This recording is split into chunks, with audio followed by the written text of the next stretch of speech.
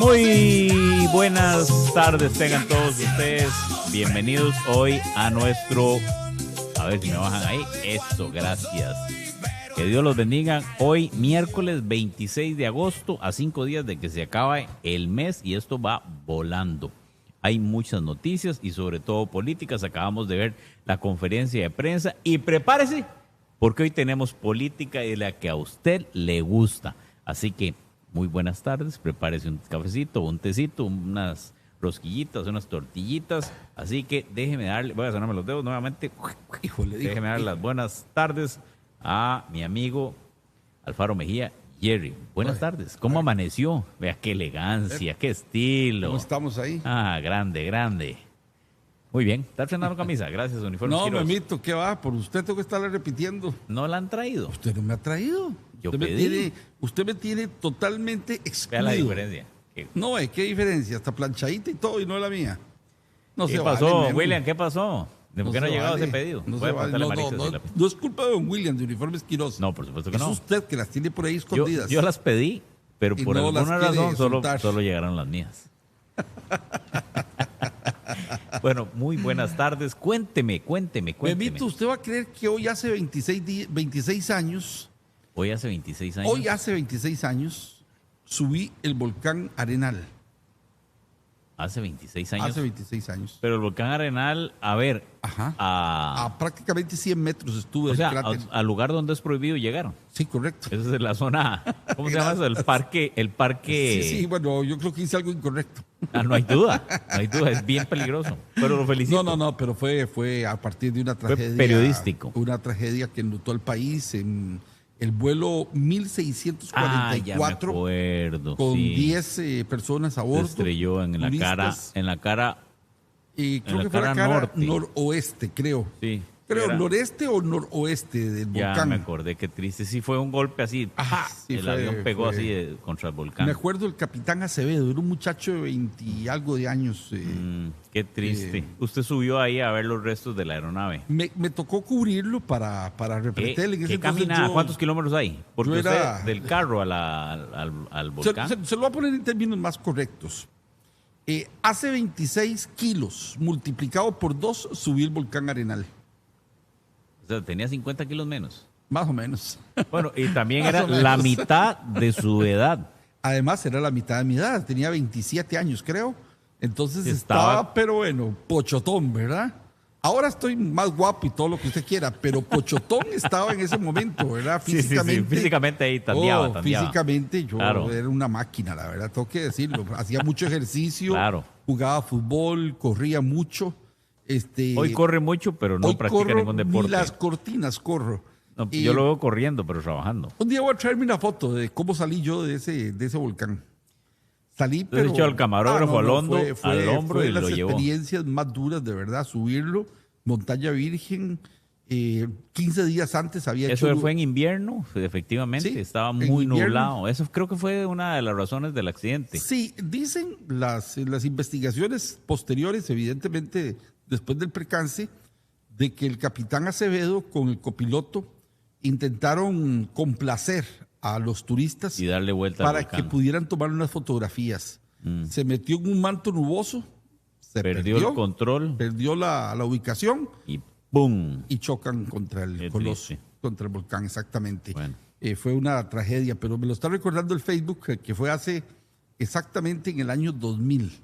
26 de agosto del 2000 esta tragedia, y lo recuerdo como uno de esas experiencias periodísticas de cobertura. A los restos de esas personas. Muy duro, fue una escena, Memo, fuimos de los primeros en llegar al lugar, conjuntamente con gente del OIJ. Pero usted se trasladó de San José hasta allá. Y al día siguiente, en la madrugada, empezamos a volar pata para subir. Ahí está. Vea qué buena. La tragedia del vuelo 1644, 26 de agosto del 2000. Esta, a la izquierda, ustedes ven donde están esos carros rojos de la Cruz Roja. Esas son las instalaciones del Hotel Los Lagos, de don Fabio Cedeño. ¿Existe ese? Sí, claro. Ha sido, cambió totalmente. Había una plaza que fue donde llegaron los helicópteros del ejército hondureño que estuvieron en la misión de rescate. De los cuerpos. Sacaron los cuerpos y los dejaban ahí en la plaza. Ahora es un lago ahí en ese hotel, ¿verdad? La fortuna. Así fue como encontramos la aeronave, los cuerpos desperdigados en un radio de 100 metros. Fue una escena dantesca, impresionante, muy dolorosa para uno que bueno, está acostumbrado a ver cosas difíciles, duras, pero esa escena particularmente la recuerdo como una escena muy complicada, en un sitio de difícil acceso. Tuvimos que bajar incluso con cuerdas, porque uno lo ve a la distancia, el volcán, y se ven como unas especies de lineecitas así bajando en el volcán. ¿Usted las ha visto? Sí. Bueno, esos son cañones de 10, 15, 20 metros. Entonces tiene que bajarlos para después volver a subir y seguir el camino. Es complicado, es complicado. De hecho, muchos camarógrafos, cruzrojistas, periodistas tuvieron que ser también rescatados porque se caían, se lesionaban. No lograban llegar. Conmigo los compañeros expresaron algunas dudas. Ahí está don Johnny Gómez, que no me deja mentir, llegaba. De que yo no llegaba. Voy a contar una anécdota. Fabricio Alvarado era el periodista que llegó el primero al lugar. El ex candidato del partido. Era sucesero, Fabricio Alvarado. Y resulta que Fabricio, en la noche, cuando yo llegué, yo fui el segundo periodista en ser enviado al lugar, debido a la magnitud de la tragedia, para dar cobertura.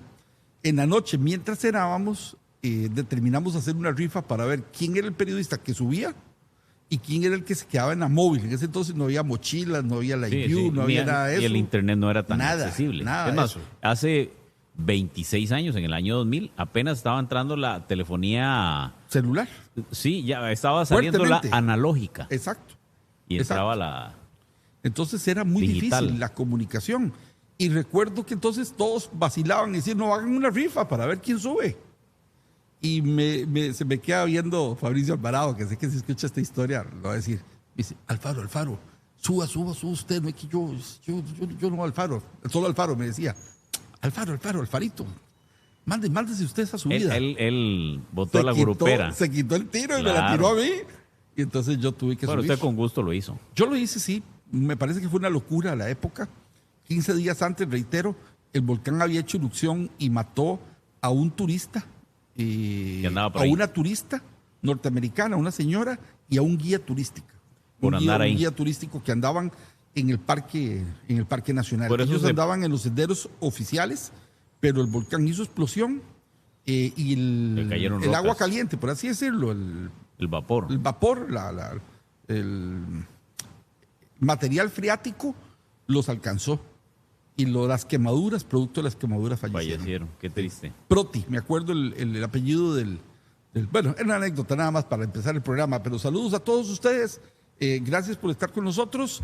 Tenemos un programa cargado de política, la conferencia de prensa también, sobre todo en el momento de las preguntas, don Memo.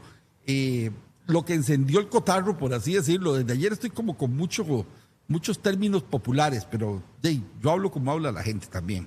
Entonces, el cotarro se encendió a partir del tema del proyecto que pretende imponer cánones a la televisión, a los medios y a la radio, ¿verdad? Ahí se encendió el cotarro. ¿Qué le parece a usted? ¿Ah? Ahí me fue. Y se han venido declaraciones. También ya ha reaccionado doña Pilar Cisneros, habló del tema. Evidentemente la ministra de Comunicación, Paola Bogantes, también. La presidenta misma también ya levantó la voz. El viceministro de la presidencia también se refirió al tema. Esto fue a raíz de un editorial que transmitió ayer Telenoticias, Canal 7, a cargo del periodista Rodolfo González, donde él señala que hay un peligro para la televisión abierta. Y bueno, el gobierno hoy dio su posición para contrastar ese editorial y nuevamente se desatan las huestes alrededor de este tema. ¿Cuál es tu opinión? Mi opinión, Memo, yo no la voy a cambiar. La he dicho aquí reiteradamente desde que este tema está en discusión como periodista. Me parece que es necesario hacer una actualización.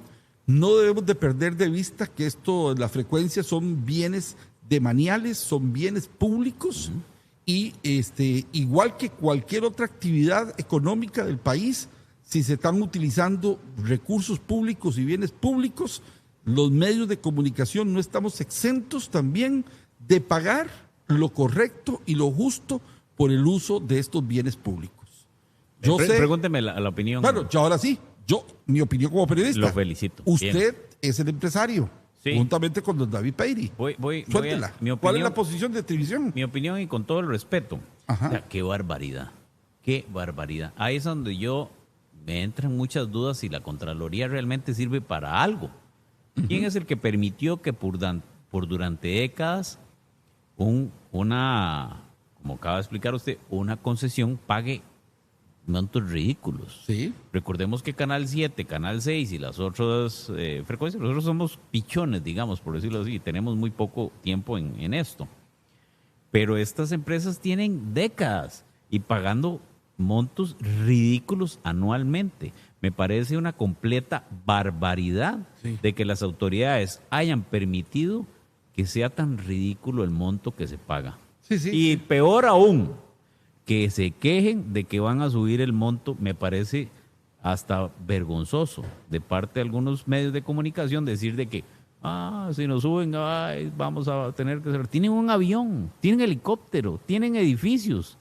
Y alegan porque le van a subir. Y esto no es un tema de que se vaya a afectar la libertad de prensa. Eso es una tontería. No se puede utilizar algo que es totalmente harina de otro costal. Yo sigo con mis dichos. Sí, ¿no? Es harina de otro costal. Se puede decir que es una afectación a la libertad de prensa cuando no la hay. Esto es un tema estrictamente que va por el tema empresarial. Recordemos, vamos a hacer una historia. No toca lo editorial. Vamos a hacer una historia para recordar esto. Durante décadas, 4 o 5 medios de comunicación recibían el 95%, más o menos 90% de la pauta. Y ahí usted preocúpese, porque la pauta se usó para comprar cosas. ¿Cómo es posible que en este país, habiendo tantos medios de comunicación, solo 4 o 5 recibieran el 90%? Están como los contratos de las carreteras, que a 2 empresas le dieron el 95% de los contratos. ¿A qué le huele a usted eso? Así es. Eso es una injusticia. Y el que lo defienda es parte del problema. Así es, Memo. Las cosas no funcionan. Ahora se señala de que es que hay medios vendidos al gobierno, son chavistas, porque... Yo le digo a la gente, vea, en este país hay un sistema que se llama Sistema de Compras Públicas, SICOP. Revise a dónde termina la publicidad de gobierno de este país y verá que yo, por dicha, Memo, puedo decirlo, por primera vez veo una muy buena intención de un gobierno del pasado, pero sobre todo de este, por querer democratizar los presupuestos públicos de publicidad. ¿Qué es necesario? Por supuesto, denle al medio que tiene un periodista que solamente es dirigido por una persona, donde el periodista es fotógrafo, editor, vende publicidad, distribuye el medio, hace absolutamente... Es doña Zoila, para seguir yo con mis dichos. Bien. Hace de Zoila. Que le den a ese medio, por favor. También. A los medios de Limón, a los de Punta Arenas, a los de Guanacaste. A los medios que están empezando en esta industria, a los de la zona sur, todos tienen derecho. Son recursos públicos. Okay. Son recursos públicos. Entonces, ahora que el discurso venga diciendo que es que las frecuencias son del Estado y se ha pagado una cochinada, una migaja, y esas frecuencias pertenecen a todos, eso no se puede ocultar. Eso no se puede ocultar. Entonces, como periodista, yo me siento complacido que haya una actualización justa, eso sí, basada en estudios técnicos, en datos confiables y reales. No pueden ser ocurrencias, estoy de acuerdo. Es algo basado en ciencia. Exactamente, en un criterio técnico, estudios técnicos. Ok, si X medio recibe tanto, pague proporcionalmente a lo que recibe, pero basado en un historial de ingresos. Ahora dijo doña Paola Bogantes que un anuncio de 1 minuto en Prime, eso yo no lo sé, lo estoy repitiendo lo que ella dijo. Eso. Vale 2 millones de pesos. 2 millones de pesos 1 minuto en Canal 7. Sí. La comparación es muy grande con nuestros precios, pero bueno, está bien. Sí. 2 millones de pesos 1 minuto. ¿Y pagan cuánto por la frecuencia anual? 10,000 pesos, creo, por mes o por trimestre. Por mes. Vea qué tuanis. Sí. No. Digamos las cosas como son. Y no hay que revolver para no crear desinformación y no confundirlo a usted. No tiene este tema nada que ver con el tema de golpear la libertad de expresión de este país. El que tome eso como que están afectando a la prensa. No. Primero, es lo más absurdo. Y segundo, es lo más pobre. Sí, porque está diciendo que porque pagan una miseria afecta a la prensa. ¿Cuál prensa? ¿De qué estaban hablando? Sí. Eso es absurdo. Así es, Memo. Y nosotros somos transparentes en ese sentido. Nosotros hemos sido respetuosos de este proceso, lo estamos siguiendo, somos vigilantes del proceso porque somos actores y somos parte del proceso, pero hasta hoy nosotros estamos totalmente anuentes. Actualicen el canon y que sea justo. A que sea justo para todos, que estén las mismas condiciones para todos en una industria. Esta expresión ustedes la conocen. Es que les gusta andar montados. Así no funciona. O todos o ninguno. O ninguno, exactamente. Voy a conectar al diputado, con permiso. Ajá, a ver. Yo voy aquí a conectarme a las redes sociales, denme un minutito. Nada más. Y ahora sí, aquí estamos, debe para bajar el volumen. Me gustó mucho y aquí yo sí voy a ser muy crítico de los medios de comunicación, soy parte de, y muchas veces uno podría creer que esto puede tener una consecuencia. No hay ningún problema. Lo que yo voy a decir es porque lo conozco o lo conocí desde adentro. Usted sabe, Memito, que la ministra Bogantes habló ahora del tema a partir de que se habla de una afectación a la televisión abierta. Yo me pregunto, ¿por qué Repretel, por qué Teletica privatizaron el fútbol en este país? Lo dijo correctamente la ministra, lo dijo correctamente, que es que la gente pobre de este país que no tiene derecho a internet o que no puede pagar internet, no tiene derecho a ver tele, que no tiene derecho cable, a ver no fútbol. Tiene derecho a ver fútbol un fin de semana. ¿Por qué se privatizó? Porque ahí está el gran negocio, ahí está la gran tajada del negocio. Entonces, que no vengan con ese cuentito. ¿Por qué no pueden privatizar los partidos de la selección nacional? Porque FIFA obliga a los canales a que tienen que tenerlo en televisión abierta para que el fútbol llegue a todos los ciudadanos independientemente de su condición económica. Por eso no privatizan los partidos de la selección nacional. Muy bien. Nada más quería dar esa posición. Está bueno. Me gusta cuando está Jerry así con ganas de ponerse los guantes. Ya tenemos a don Antonio Barzuna. Don Memo, de decir las cosas como son. ¿Sí o no, don Antonio? Ahí está. Otro que le gusta. Sí, señor. Acabo de decirle, muy bien, acabo de decirle a don Antonio, ¿tiene listo el garrote? Porque hay que volar garrote en este país para que las cosas caminen. Don Antonio. Un gusto saludarlo, don Memo, don Jerry. Un gusto saludarlos. Hace días no conversamos. Sí, aquí a las órdenes para... No, es que nos tienen votando jornadas 4x3, casi que 14 horas al día. Qué bueno. Tengo que confesarles algo. A ver. Cuando yo no era diputado, yo decía que los diputados eran unos vagabundos. Yo decía eso. y ahora que soy diputado, me arrepiento porque retiro lo dicho. Vale, por lo menos está bien. Me hubiera preocupado y lo afirmo. No, los diputados sí trabajamos. Sí.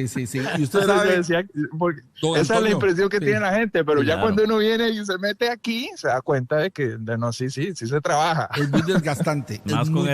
Más con esas voladas, voy a repetir el término, esas voladas de garrote. Es que, Memo, no es fácil. Vea, un trabajo muy visibilizado. Es un trabajo muy técnico, que pasa también por lo político, con la presión de la prensa, con la presión de la opinión pública, con la presión de la conciencia individual, de saber, de hacer las cosas, porque usted está representando al soberano. Vea qué clase de responsabilidad. Yo eso lo entiendo, diputado. Don Jerry, a ver, hay mucho trabajo que no se ve, que uno, digamos, normalmente no, sabe, que la gente que no sigue mucho la Asamblea Legislativa no ve mucho el trabajo, por ejemplo, de las comisiones. Ahí hay un trabajo muy técnico, como bien lo dijo usted, Y ahí se ven, digamos, cosas muy a nivel de detalle, que si le metes un artículo nuevo, que si retiras uno, que, ¿verdad? De cada proyecto, entonces ahí sí hay mucho trabajo técnico que tal vez la población no lo ve. Tal vez solo ven el plenario.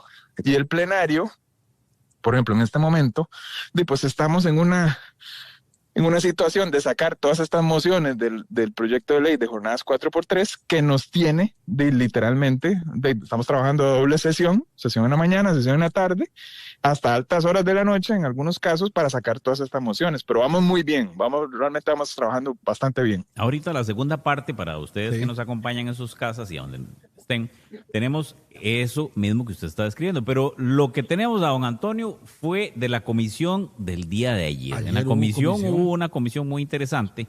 Tal vez nos cuenta qué fue lo que pasó en la Comisión de Ingreso y Gasto Público, donde estuvo el rector de la Universidad de Costa Rica, don Carlos. Don Carlos, y me parece que su intervención fue ¿Ya se me olvidó el apellido? Ay, Carlos, ¿qué apellido es? Araya. No, Carlos Rojas le iba a decir. Carlos Araya, gracias. El rector de la Universidad de Costa Rica, quien ha sido envuelto en polémica últimamente, entonces me parece muy válida su posición. A ver, cuéntenos, ¿de qué trató, qué encontró y qué sigue? Sí, bueno, muchas gracias y gracias por el espacio para poder explicar.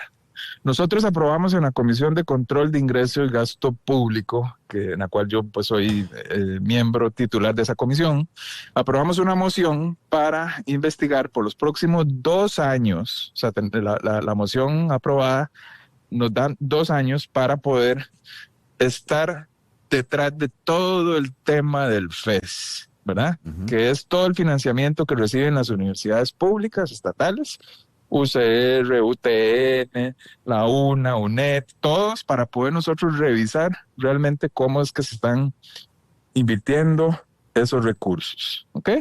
Entonces, vamos trayendo poco a poco a cada una de las universidades. Ya vino la UNED, ya vino don Rodrigo Arias, se llama él también, el rector de la UNED, ya vino la semana. Que es un caballero, un gran señor. Es un caballero, estuvo compareciendo con nosotros, explicándonos pues el trabajo de la UNED.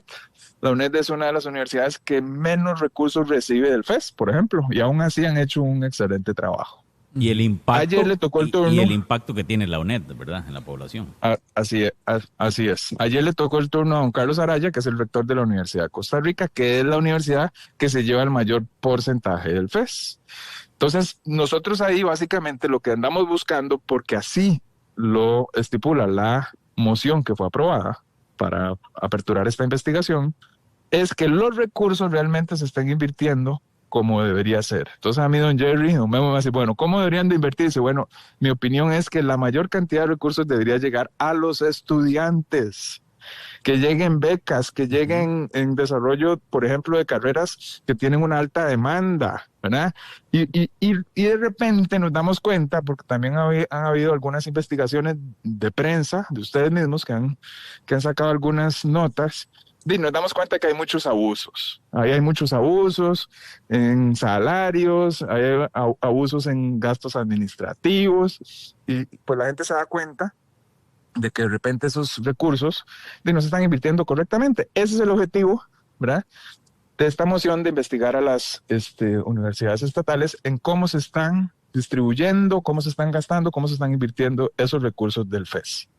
Ok, ¿y cómo le fue con don Carlos?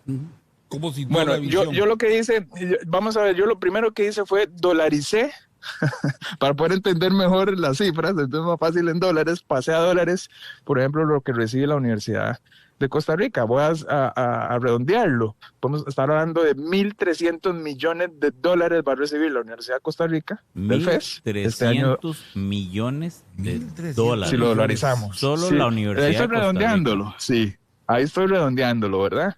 Puede ser un poquito más, un poquito menos, pero para que se entienda mejor, yo lo que hago es dolarizarlo.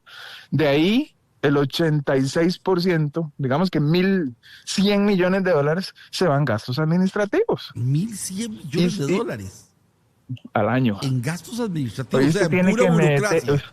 No. Exactamente. Bueno, entonces, voy a defender ahí a la universidad.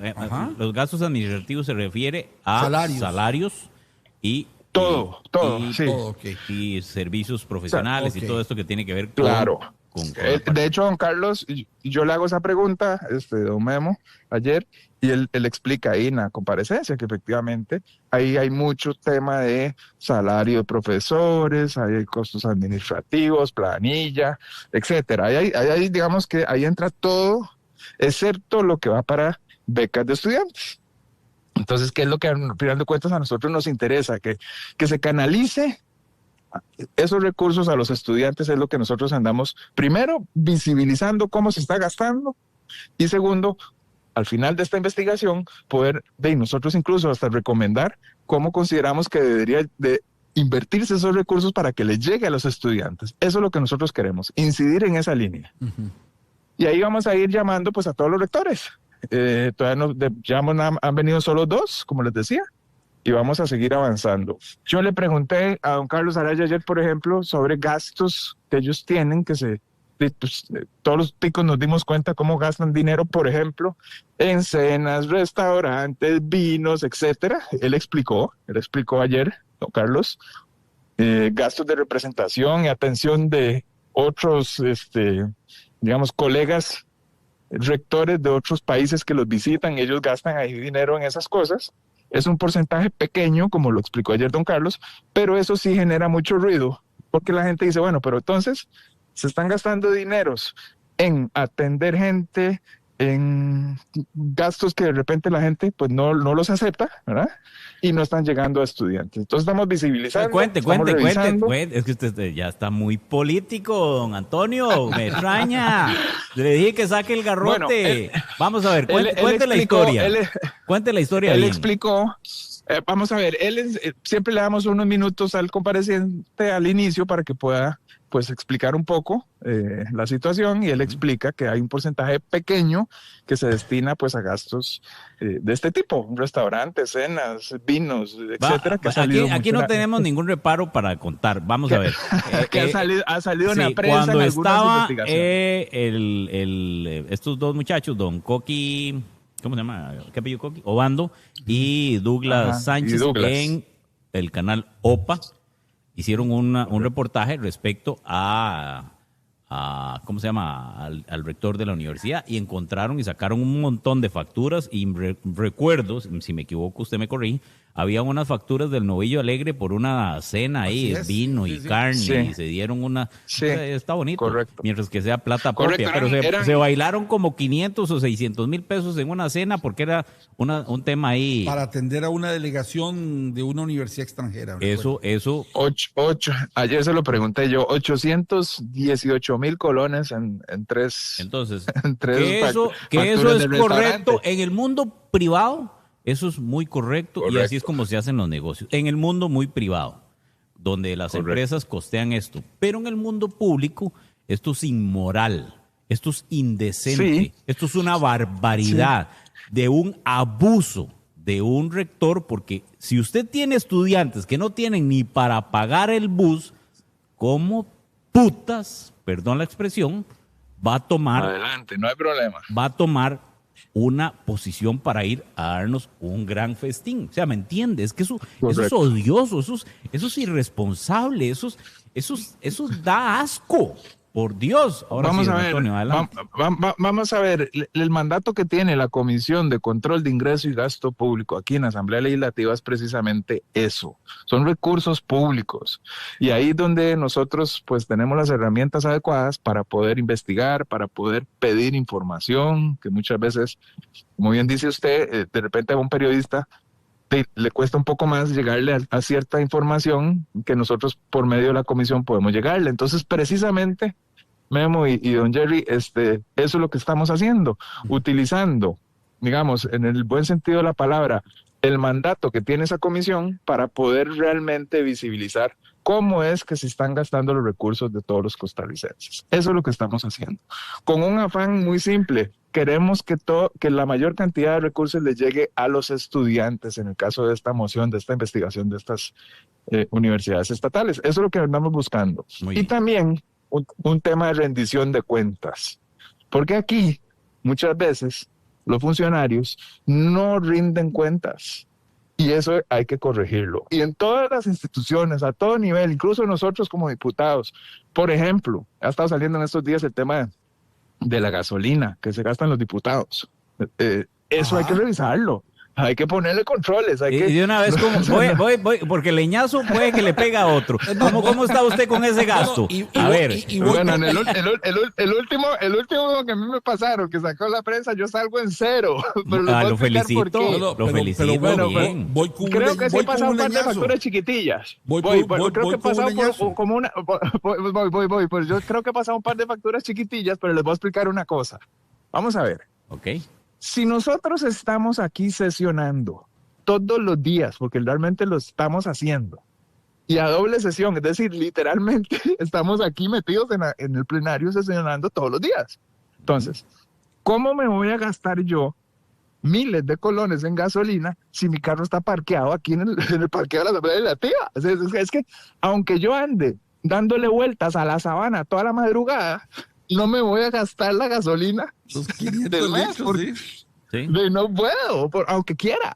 Entonces ese tipo de cosas, ahora que estamos hablando de rendición de cuentas, ese tipo de cosas y que nos aplique a nosotros también, tenemos que revisarlas. Y si está mal, corregirlas. Y si no son 500 litros y tenemos que regularlo que sea menos, 300, no sé, pues hagámoslo. Pero que demos cuentas a la gente y que no se presenten pues abusos, para que no sea solo que estamos señalando, en este caso, las universidades del Estado o otras instituciones, sino que también nos aplique a nosotros mismos. Ok, yo voy con mi bombazo ahora. Así fue que usted dijo, bombazo. Del leñazo, dije. Leñazo, voy con mi leñazo. Don Antonio, a mí me parece que todos los diputados de la fracción del Partido Pueblo Soberano deberían de predicar con el ejemplo y renunciar todos los 31 diputados al tema del combustible. Así de sencillo. Yo estoy de acuerdo. Yo una vez le digo a usted, yo estoy de acuerdo. Sí, así debería ser, para caber los demás también, porque eso son las cosas que la gente no quiere en los políticos. Y yo no lo quiere,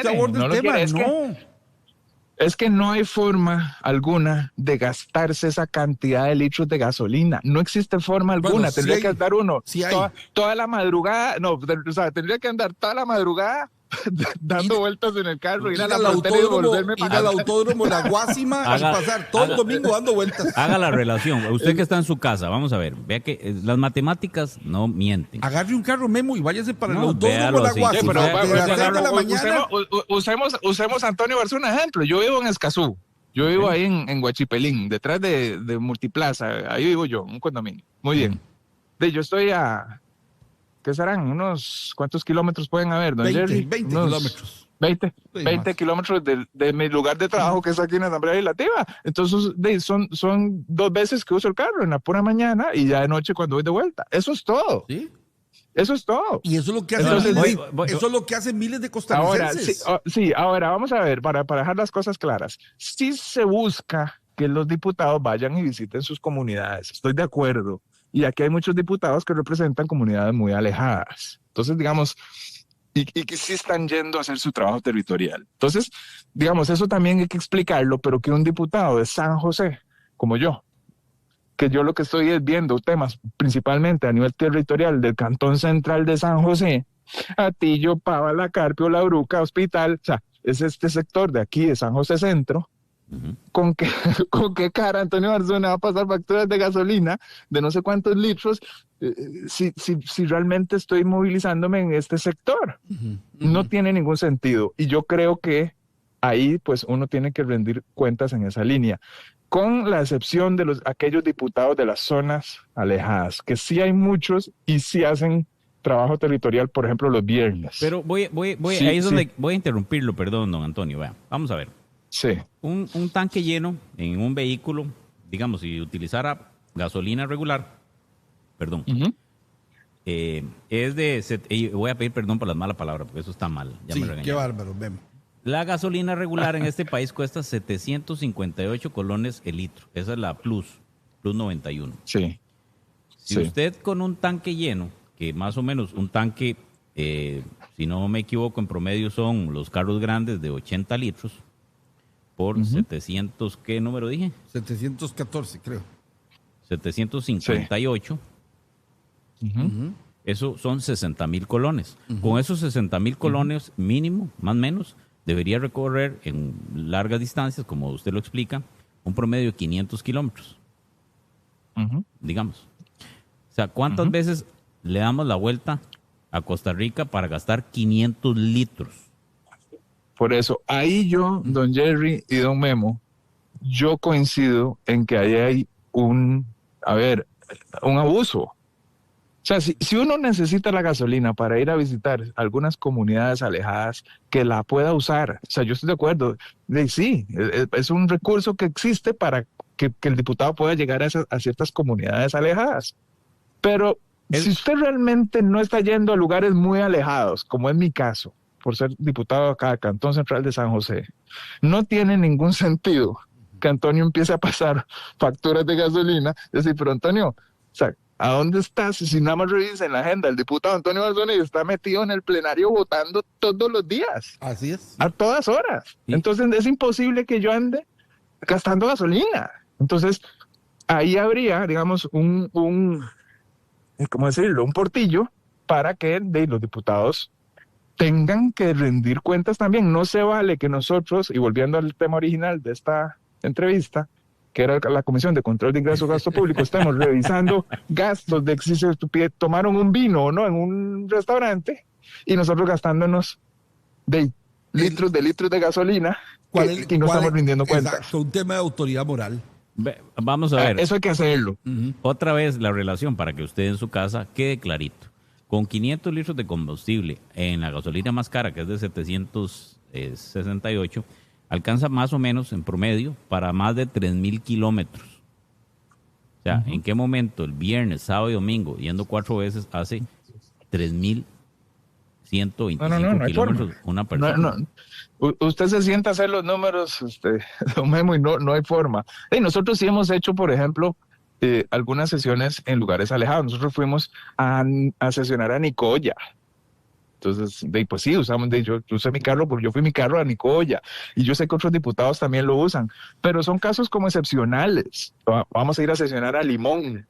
Este sábado estamos en Limón, en el Cantón Central de Limón, entonces nos tenemos que trasladar hasta Limón, y vamos en nuestros propios vehículos. Entonces, sí hay casos en los que, pues ahí está la justificación. Sí, le pusiste gasolina y te fuiste a Limón, no pasa nada, para eso está el recurso. Pero ya que se vuelva algo, digamos, de todos los meses, donde no hay una justificación, a mí me parece que sí tenemos que rendir cuentas, por ejemplo, en ese tema, porque, repito, no se vale que nosotros estemos cuestionando si fueron a una cena, si pagaron un vino, si comieron un plato de carne en un restaurante, y por el otro lado nosotros gastando exceso a la misma velocidad recurso en gasolina. No tiene ningún sentido. Entonces eso también hay que revisarlo. Totalmente. Entonces, para la conclusión de la comisión, ¿qué sigue con el caso de las universidades? Tienen que venir. Vamos a ver, que no nos dio tiempo ayer, porque realmente cuando vienen estas comparecencias, muchos diputados, no solo los que pertenecemos a la comisión, sino que diputados que no son parte de la comisión, llegan a las comparecencias porque están interesados también en preguntar. Entonces ayer podíamos haber tal vez como unos 11, 12 diputados en total. Entonces no dio tiempo de terminar de hacerle las preguntas a don Carlos Araya. Entonces ya acordamos de que lo vamos a volver a convocar para poder terminar la sesión, porque de ayer salimos de aquí a las casi 10 de la noche. Entonces ya no podíamos seguir sesionando por un tema del mismo personal de acá de la Asamblea. A punto de alcanzar a los magistrados, así me gusta, en cantidad de horas trabajadas. Van bien. Sí, la verdad, Memo, sí estamos trabajando bastante, estamos avanzando bien. Sí, pero ustedes no tienen derecho a 4-3. Ustedes no aplican. 5-2. Bueno, ahora voy a aprovechar antes de concluir. Ahora que dice Jerry 4-3, hoy aprobamos una moción muy importante aquí en la mañana, en la sesión de la mañana, que es la moción en donde queda excluido todo el sector público de la ley de jornadas 4x3. Hoy la aprobamos. Sí. Y eso es muy importante, porque han hecho mucho ruido a nivel de sindicatos y demás en cuanto al tema del empleado público. Entonces, para calma y tranquilidad de todo el mundo, hoy aprobamos, todos los diputados, y por supuesto todo el apoyo de la fracción de Pueblo Soberano, votamos para que quede excluido todo el sector público de esta ley. Eso es una buena noticia, y para que ya enviemos un mensaje de calma, para que no le crean mucho a aquellos que andan haciendo mucho alboroto con estos temas, porque ya todo el sector público quedó excluido. Eso es una buena noticia. Muy bien, sí. Don Antonio. Vamos a tener más adelante más reacciones sobre esa moción. Ojalá nos acompañe más periódicamente para ver la relación de FES y la inversión y el retorno sobre la población estudiantil. Sí, señor. Eso es lo importante. Con muchísimo gusto. Nosotros, yo siempre que ustedes me busquen voy a estar a disposición. El único rato que no podemos, por ejemplo, a estas horas que estamos sesionando, es cuando ya estamos en la votación de las mociones, porque ahí sí tenemos que estar seguido votando, pero por ejemplo hay algunos lapsos o algunos recesos que se piden en que yo con muchísimo gusto puedo participar, más bien muy agradecido. No, nosotros los agradecidos y esperamos que le vaya muy bien y lo felicitamos. Adelante. Bien gracias. Hecho. Muchas gracias, un abrazo, saludos. Bueno, muchas gracias al diputado Barzuna, le quedan todavía 9 horas de trabajo el día de hoy. Memo, ¿qué fue esa palabra? Vea, por favor, se me salió. Ahora hablamos pido perdón, qué barbaridad. Lo convoco ahora a una reunión en mi oficina, porque eso tenemos que hablarlo. No puede ser posible que Memito utilice esos epítetos. No diga malas palabras. Sí, ahora conversamos. Eso va a tener consecuencias administrativas. Sí, Memito. Todo un tema esto de la universidad.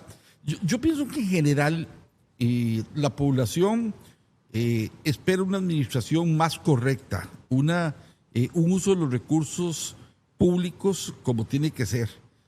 Ayer hablaba del término de la bicoca. Sí, que es una bicoquita, es algo pequeño, pero de pequeñito por aquí, pequeñito por allá, pequeñito por acá, pequeñito por este otro lado, usted junta todo eso y le cuento que hace una buena buchaca. Sigo con mis términos populares, Memo. Una buena buchaca de dinero. Y es que es recurso de todos los costarricenses. Así de sencillo. Es plata de todos nosotros.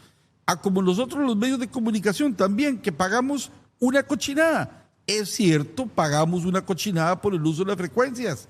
Por eso nosotros estamos de acuerdo con una actualización que sea acorde, que sea actualizada totalmente de acuerdo a criterios técnicos y justos para todos los que estamos en esta industria. A como tiene que ser, don Memo. Como tiene que ser. A como tiene que ser. Así que en esas cosas no podemos andar a medias tintas. Lo que es bueno para el ganso es bueno para la gansa. Y voy con más dichos, donde hay patadas hay para todos. Como tiene que ser. Como tiene que ser. Es una entonces, democracia. Entonces, revisémonos todos y todos pongamos el granito de arena para que el recurso público sea utilizado siempre de la mejor manera y que eso propicie desarrollo para este país. Así de sencillo. Pero con el tema del gasto sí hay que ponerse las pilas. O sea, estoy de acuerdo, me gustó esto de lo del combustible, pero al final vamos a contar historias que usted va, igual que yo, sentirse indignado. Recordemos el caso de una diputada que incluso no estaba ni en el país y mandó a recoger este bono para el combustible. ¿Recuerda el caso? Incluso está denunciada. Pero eso fue una diputada de hace 2 periodos. Esta diputada fue condenada, de hecho. Sí. Bueno, condenada no. Fue, digamos, la Asamblea Legislativa, después de la investigación, solicitó que tenía que devolver el dinero que había utilizado, lo que se había gastado en combustible, por mal uso del combustible. Fuera del país y mandó a recoger. Sí, mandaba que el carrito se llenara y ella estaba fuera del país. Así que no. O sea, ahí yo creo que toda la familia viajó gratis a costillas de todos nosotros. Se llenaron los carros de todo, hasta el carro de juguete se llenó. No, es que esas son las cosas que no se pueden, permitir en este país bajo ninguna consideración, y no hay ninguna justificación para que esto pase. O sea, absolutamente no hay ninguna justificación. Viene, Memito, ya. Sin malas palabras, Memo. Ya tenemos a la diputada doña Sigrid Segura. Muy buenas tardes, bienvenida a nuestro programa. Hola, buenas tardes, ¿cómo están? Un saludo por allá a ustedes y a la audiencia que nos escucha y me imagino que nos ve también, por lo menos. Sí, claro, vieras, muy bien. Ya tenemos su foto. A mí no, pero a ustedes sí. No, pero a sí usted, tenemos su ya foto. le pusimos claro. Una foto aquí. Muy bien. Sí. Entonces... Una foto bonita. Por supuesto. Aquí todas las fotos que ponemos son puras fotos bonitas. Aquí entonces, entremos... Tratamos bien a todos. Exactamente. Muy bien. Ayer en la Comisión de Ingreso y Gasto se llevó al rector de la Universidad de Costa Rica, Carlos Araya. Tal vez nos cuenta desde su óptica cómo les fue. Sí, el día de ayer, como parte de una investigación que hemos abierto en la Comisión de Ingreso y Gasto Público, tuvimos audiencia con el señor rector de la Universidad de Costa Rica, don Carlos Araya. Sin embargo, pues la sesión casi que inició mal desde el principio porque, pues, por medio de la presidencia de la comisión que asume don Gonzalo Ramírez, se nos censuró y se nos silenció a las voces. En el caso del Frente Amplio, no nos dejó hacer uso de la palabra, ni siquiera por el orden. Y a mí eso me parece muy lamentable porque se le está pasando por encima a instrumentos legislativos que tenemos para hacer el uso de la palabra, como el reglamento legislativo. En ese sentido, a mí me parece muy lamentable, no solo por la comisión, sino también por las audiencias que usualmente tenemos y con el pueblo de Costa Rica, que tiene derecho también a escuchar y a saber qué es lo que está sucediendo con las comisiones, con las universidades, en general con el sector público. Ok, y por el fondo, con tema de recursos sobre la universidad. Bueno, nosotros siempre hemos estado abiertos y anuentes a investigar lo que se tenga que investigar. En este caso es una investigación sobre la transparencia y el uso de los recursos públicos en las universidades públicas, ahora que están con la negociación del Fondo Especial para la Educación Superior. Y la moción lo que indica es que se va a revisar en términos de transparencia. Y aquí hay que hacer tal vez una aclaración, porque muchas de las preguntas, me parece a mí, que se dieron en el espacio, iban dirigidas a un gasto particular y no al presupuesto institucional, que es lo que estamos investigando y que yo creo que es a lo que los costarricenses deberían saber. Hay otras cuestiones que, si bien sería importante investigarlas, no son objeto de la moción en este caso, y donde incluso hay también procesos abiertos. Entonces, yo no sé si esos espacios están tal vez aprovechando lo suficiente para hacer las investigaciones, en este caso, del presupuesto, que aquí tal vez vale la pena también indicar dos aspectos. Uno es el de transparencia. Me parece que muchas de las respuestas que ya se daban por parte de los jerarcas universitarios, tanto de la UNED como de la UCR, ya están publicados en los sitios web de esas universidades, ya es información pública.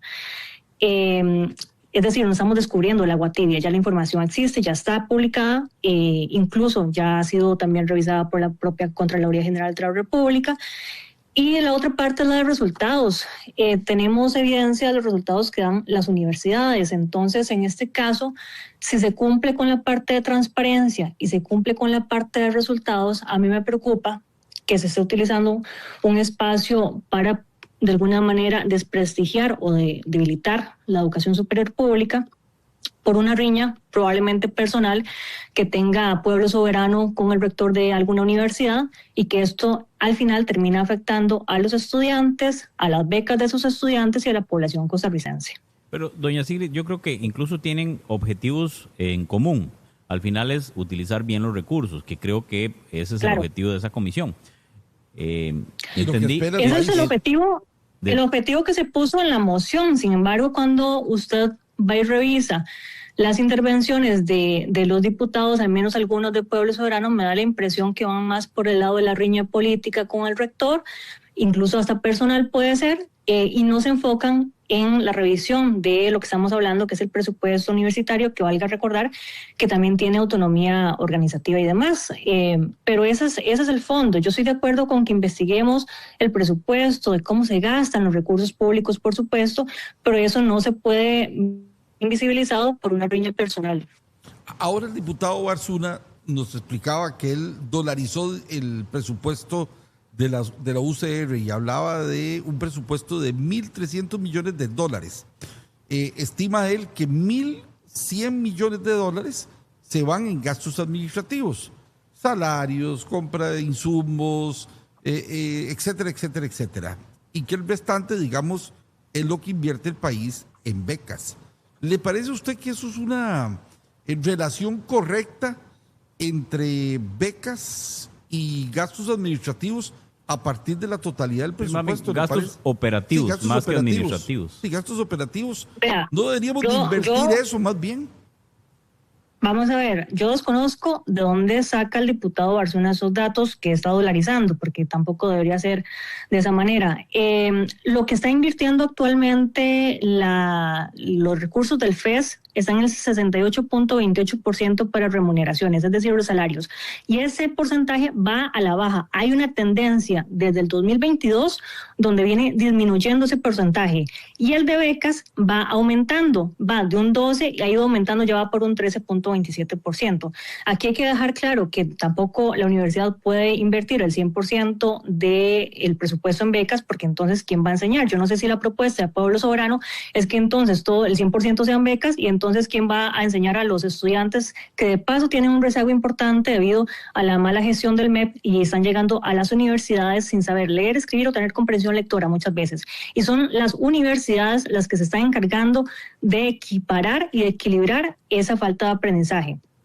Y por otro lado, para poder mantener las becas, necesitan asignarse recursos y ahí es donde el gobierno no quiere asignar y más bien está recortando los recursos. Es el mismo gobierno, Pueblo Soberano, quien está impidiendo que los estudiantes tengan becas. Ahora, doña Sigrid, en ese mismo sentido, y que es totalmente válido, yo creo, y que le puedo decir, en cualquier empresa, lo primero, antes de generar o aprobar más gasto, es realmente reconocer si se está usando eficientemente los recursos. Usted acaba de decir que son instituciones autónomas y eso tiene razón, pero no sería válido como empezar a pedir cuentas a un montón de instituciones porque a la población esto no es visible, pero si uno cuando escucha el reportaje que van y se dan, que digamos es un caso muy puntual y no es satanizar ir a una cena, pero uno, o sea, eso sabe tan mal en una institución donde hay estudiantes que les cuesta hasta pagar el bus. Usted dice que, o sea, hay un sinsabor por un tema del rector. O sea,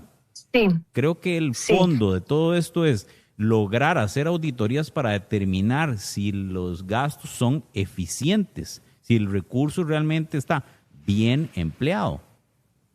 Sí, en eso yo concuerdo, como se lo dije al inicio, porque yo no estoy de acuerdo con algunos gastos en representación y demás, que son lo que a veces ponen, porque en este caso también hay que hacer la diferenciación, que es lo que decía al inicio. Si estamos viendo un caso de un gasto puntual como una cena, se abre la investigación sobre ese gasto puntual. Lo que pasa es que la investigación que abrimos es sobre el presupuesto universitario. Eso es distinto, son dos cosas distintas. Una cosa es un gasto puntual y otra cosa es un presupuesto institucional.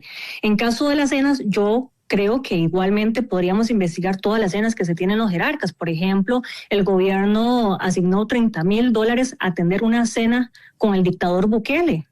Y eso no se ha investigado.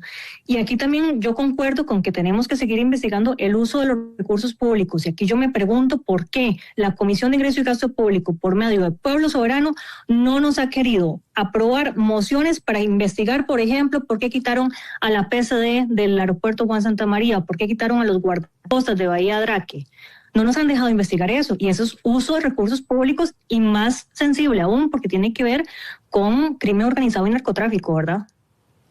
Un televidente nos hace el siguiente reporte y me parece que es muy interesante compartirlo. Dice que del total del presupuesto, viéndolo como si fuera de 1,000 colones, el presupuesto de la universidad, se destinan para becas 130 colones nada más. ¿Le parece que es un dato que el país debería de revisar profundamente para que se cambie este tema, por ejemplo, de que la mayor parte del recurso... ¿Me puede repetir el dato? Sí, el dato. Perdón, no le entendí. Él hace una relación como si se tratara de que la Universidad de Costa Rica recibe 1,000 colones. Que de esos 1,000 colones, 130 es lo único que se destina para becas. O sea, es el 13%. El 13% del presupuesto solo para becas. No hay una distorsión ahí...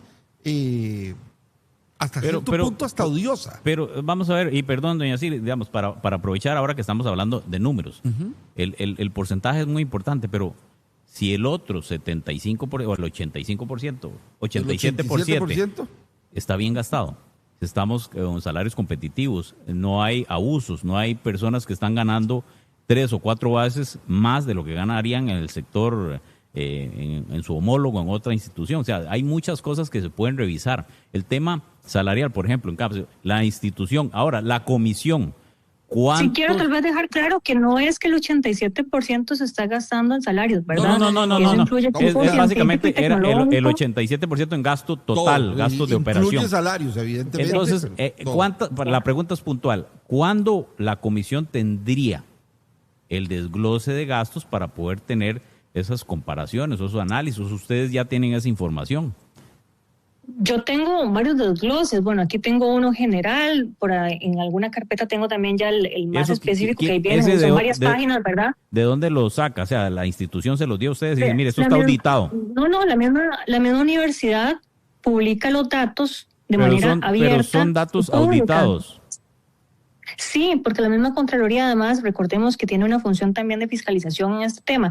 Por eso yo le decía al inicio que me parece muy curioso que muchas de las preguntas y naturalmente las respuestas que dan los rectores son información que ya está publicada, que ya puede acceder cualquier persona. Es una cuestión también de ponerse a revisar, a analizar y tal vez podríamos, si ese ejercicio se hubiera hecho previamente por la comisión de buena fe, nosotros podríamos tener preguntas mucho más, creo yo que aterrizadas, mucho más provechosas para la población y no llegar a preguntar cosas como, ¿está usted de acuerdo o no está de acuerdo con que se gaste tanto en remuneraciones o en equipo científico tecnológico? Digo, ya eso está, ya esos datos existen. Aquí lo que está pasando es que hay un debilitamiento de la institución, de la educación pública, y eso lo estamos viendo tanto en educación primaria desde el MEP como en universitaria, y eso es sumamente grave porque aquí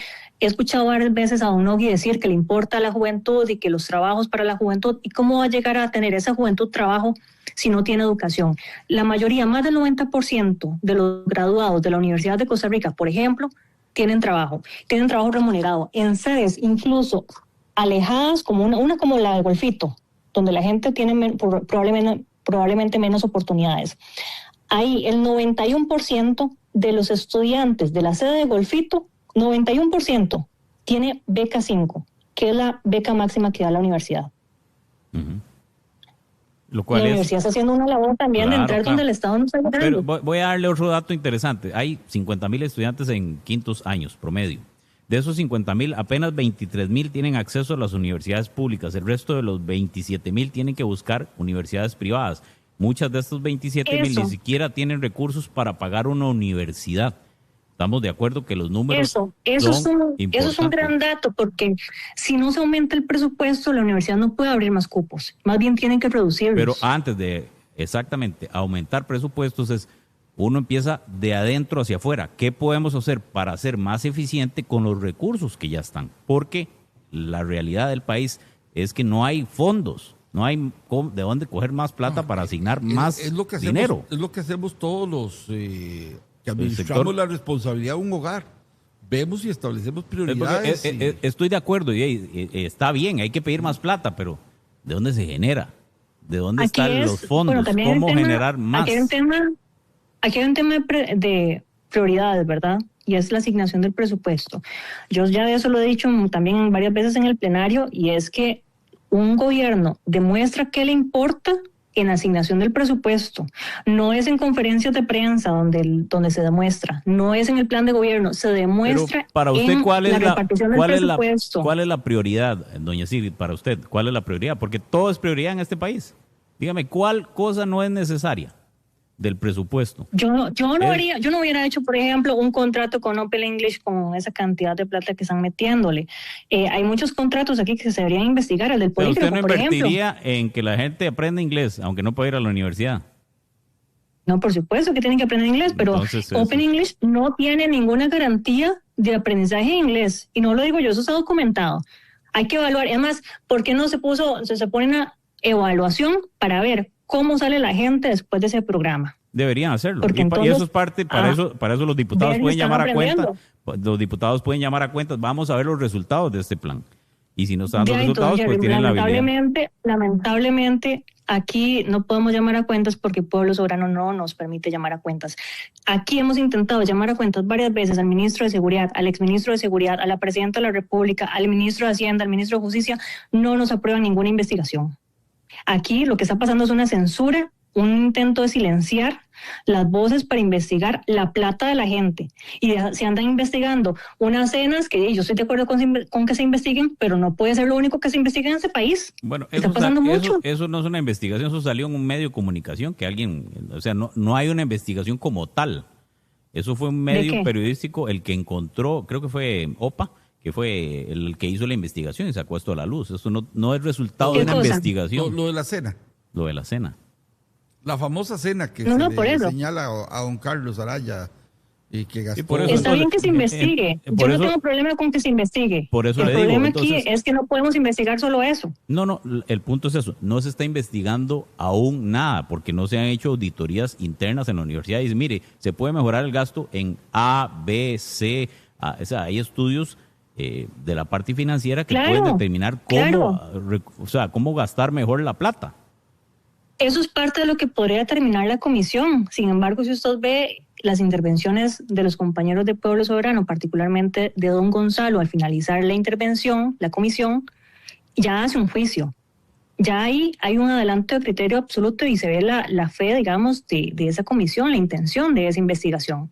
Ahí queda claro cuál es la intención de esa investigación o de esa supuesta investigación, porque yo ya estoy empezando a dudar de que realmente estemos investigando y no estemos siguiendo un juego de desprestigiar y de debilitar la educación pública, que al fin y al cabo a quien tiene que atender es a los chicos, chicas que tienen derecho a estudiar y a la población costarricense que muchas veces llega a estudiar. Su primer graduado de la familia es justamente por universidad pública en muchos casos, gracias a las ayudas que tiene el Estado, las becas, a la acción social, a la investigación. ¿Quién investiga en este país? Hace poco tuvimos un temblor fuerte, un par de temblores fuertes. ¿Qué fue lo primero que hizo la gente? Ir a revisar las redes del Opsicori, la Red Sismológica Nacional. ¿Quién hace ese trabajo? No lo paga el gobierno con su presupuesto. No, lo pagamos todos. Y eso es parte de lo que se quiere. Lo pagamos todos. Uh-huh. Pero eso no es, o sea, si eso se debilita, ¿a dónde vamos a ir a buscar esa información? El ciclotrón, que hace prevención de cáncer. Los convenios que tiene la universidad con la Caja Costarricense de Seguro Social para salud, para investigar. ¿Eso quién lo va a pagar si no lo pagamos entonces nosotros? No, se desaparece, simplemente si no hay plata se desaparece. No, y yo estoy de acuerdo, diputada Segura, no vamos a negar nunca, estaríamos equivocados si negamos los grandes aportes que han hecho las universidades estatales al país, todas, estamos de acuerdo, pero hasta en las mismas universidades hay disputas porque hay desigualdades en la distribución del presupuesto, hasta las mismas universidades tienen grandes y profundas diferencias, y yo creo que siempre hay que pensar en que el recurso que tengamos disponible como nación debe ser utilizado siempre de la mejor manera. Antes de que terminemos, diputada Segura, queremos una reacción suya porque tenemos entendido que esto tiene que ver con el proyecto 4.3. Hubo una moción donde se excluyó al sector público de la aplicación de esta ley. ¿Cuál es la posición oficial del Frente Amplio con respecto a esto?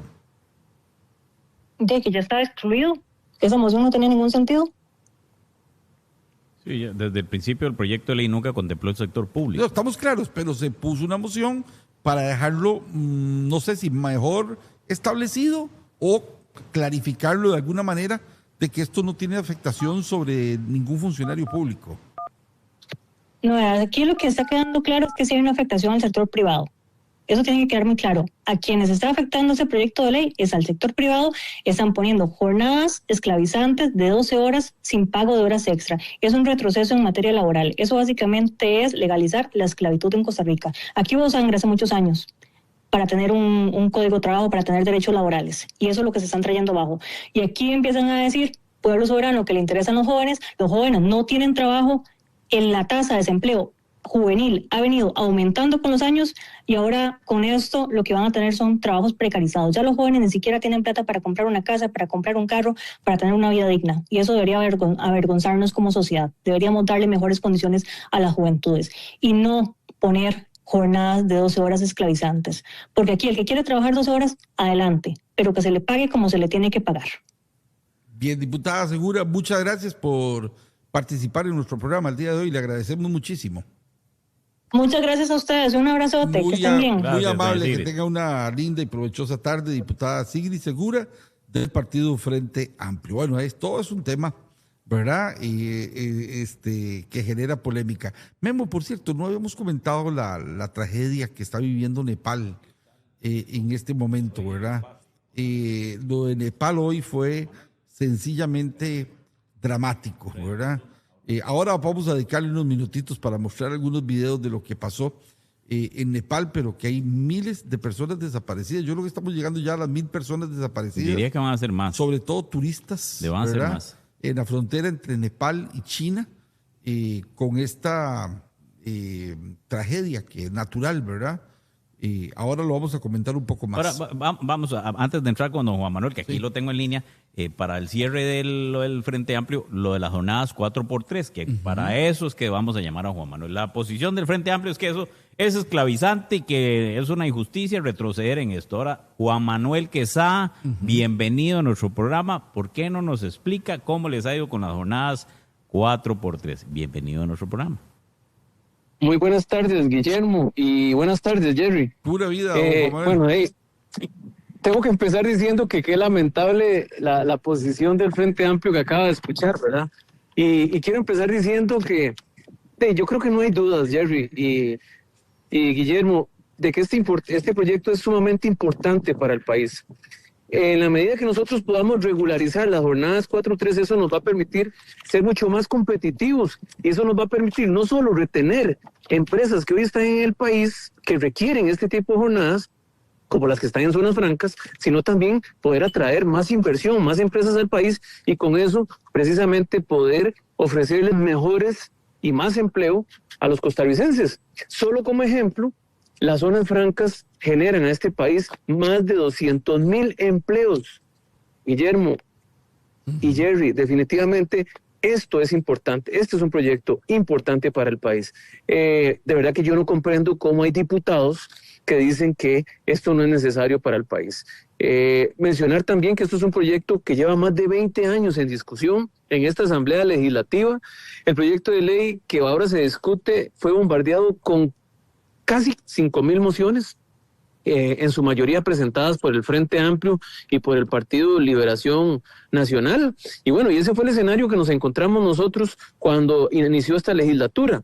Y recordarán ustedes que nosotros en campaña prometimos que íbamos a venir aquí a esta Asamblea Legislativa a trabajar por Costa Rica y por supuesto a tratar de desentrabar este montón de proyectos que tienen décadas de estar aquí en discusión. Jornadas 4-3 es uno, Jerry, que es importantísimo para el país. Memo, ¿qué me dice usted del tema de armonización eléctrica? Y así puedo seguir hablando. Hay un montón de proyectos que lamentablemente aquí estaban entrabados, pero que requerían sacarlos adelante. Nosotros, como ustedes saben, hemos venido trabajando de día, hemos venido trabajando de noche para ir atendiendo este proyecto, ir votando todas estas mociones. Ya hoy llevamos más de 3,000, casi 3,100 mociones votadas. Y bueno, ya para el tema hoy aprobamos una moción que fue la 493, que aprueba un inciso, incorporar un nuevo inciso en la ley, en este proyecto, que excluye de las jornadas 4-3 al sector público, dejando claro que este tipo de jornadas es muy especial y está dirigido, tal y como el proyecto se concibió, a actividades específicas y principalmente para el sector privado. Un ejemplo de eso es el que ponía ahora, el tema de las zonas francas, ¿verdad? Con esto nosotros estamos siendo muy claros. Si bien uno puede interpretar que estaba excluido el sector público de la aplicación de esto, usted sabe cómo es, ¿verdad? Y sobre ese argumento se ha venido agarrando Albino Vargas, el Frente Amplio y algunos sindicatos para decir que nosotros estábamos jugando chapitas con este proyecto de ley y que al final lo íbamos a terminar aplicando en el sector público, cuando esa no era la intención. Entonces, por eso, para nosotros era importante aprobar esta moción el día de hoy para que quedara de forma expresa en el texto de que no iba a ser aplicado al sector público. Con esto se le está cayendo los argumentos a don Albino Vargas, al Frente Amplio y a algunos sindicalistas y a algunos otros diputados de acá de oposición, de que con este proyecto, como les decía, íbamos a jugar chapitas. Y no, la verdad es que no va a ser posible aplicarlo al sector público el día de mañana cuando lleguemos a aprobar este proyecto de ley. Sí, es que yo además no me imagino una institución pública, Memo, abriendo a las 6 de la mañana y cerrando a las 6 de la tarde para hacer 12 horas de lunes a jueves. O sea,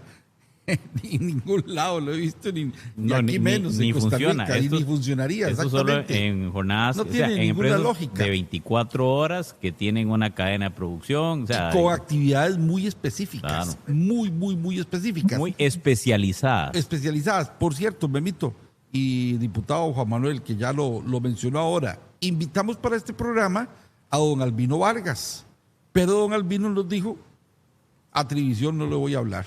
Bueno, esperemos que sea solo sobre este tema, pero bueno, don Albino Vargas, usted sabe que los micrófonos siempre los tenemos disponibles para todos. Jeremy, con todo el cariño del mundo, disculpa, pero con todo el cariño del mundo, hay que invitarlo, pero primero hay que invitarlo junto con estos diputados del Frente Amplio que se oponen al proyecto a que vean que es una zona franca, para que vayan a ver la cantidad de empleos, la cantidad de jóvenes que trabajan ahí, que tienen no solo trabajos, sino buenos trabajos. En zonas francas se paga por arriba del promedio de lo que se paga en el sector privado en este país.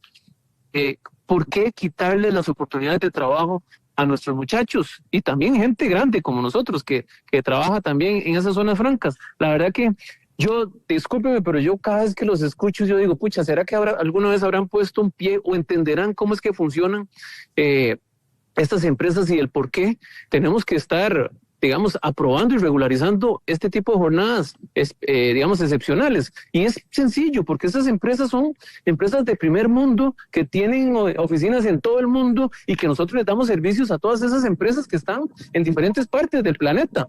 Y por eso es que ellos necesitan tener empleados que estén 24/7 atendiendo las necesidades que tienen como corporación. Pero bueno, yo sugeriría, si los quieren invitar, primero, démosles una vueltita a una zona franca para que vean ellos y entiendan. Qué buena idea, Juan Manuel. Memo, ¿por qué no nos organizamos una excursión con todos los sindicalistas y vamos a la zona franca?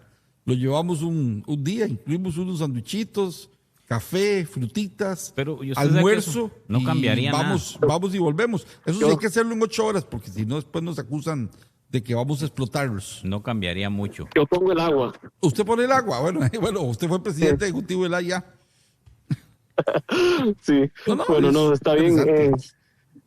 No, vieras que sí, vieras que de verdad que incluso, bueno, yo soy papá de 2 adolescentes y cuando yo veo la forma en cómo se trabaja en zonas francas, yo diría, pucha, ojalá mis hijos tengan una oportunidad de trabajo aquí, que es de primer mundo, donde, pucha, realmente se enfocan en el recurso humano, donde se les paga bien, donde se les valora.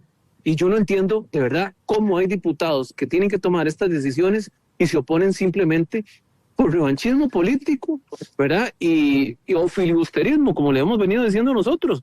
De verdad que da pena. A mí me da pena ajena, pero bueno, aquí estamos sacando la cara por nuestra fracción, que es la que quiere llevar adelante este proyecto, que estamos muy conscientes de su importancia y vamos a seguir haciéndola y en este caso particular de jornadas 4-3 vamos a seguir trabajando día y noche hasta sacarlo. Bueno, aunque a algunos diputados tampoco les gusta levantarse temprano para venir, pero hoy vamos a hacerlo.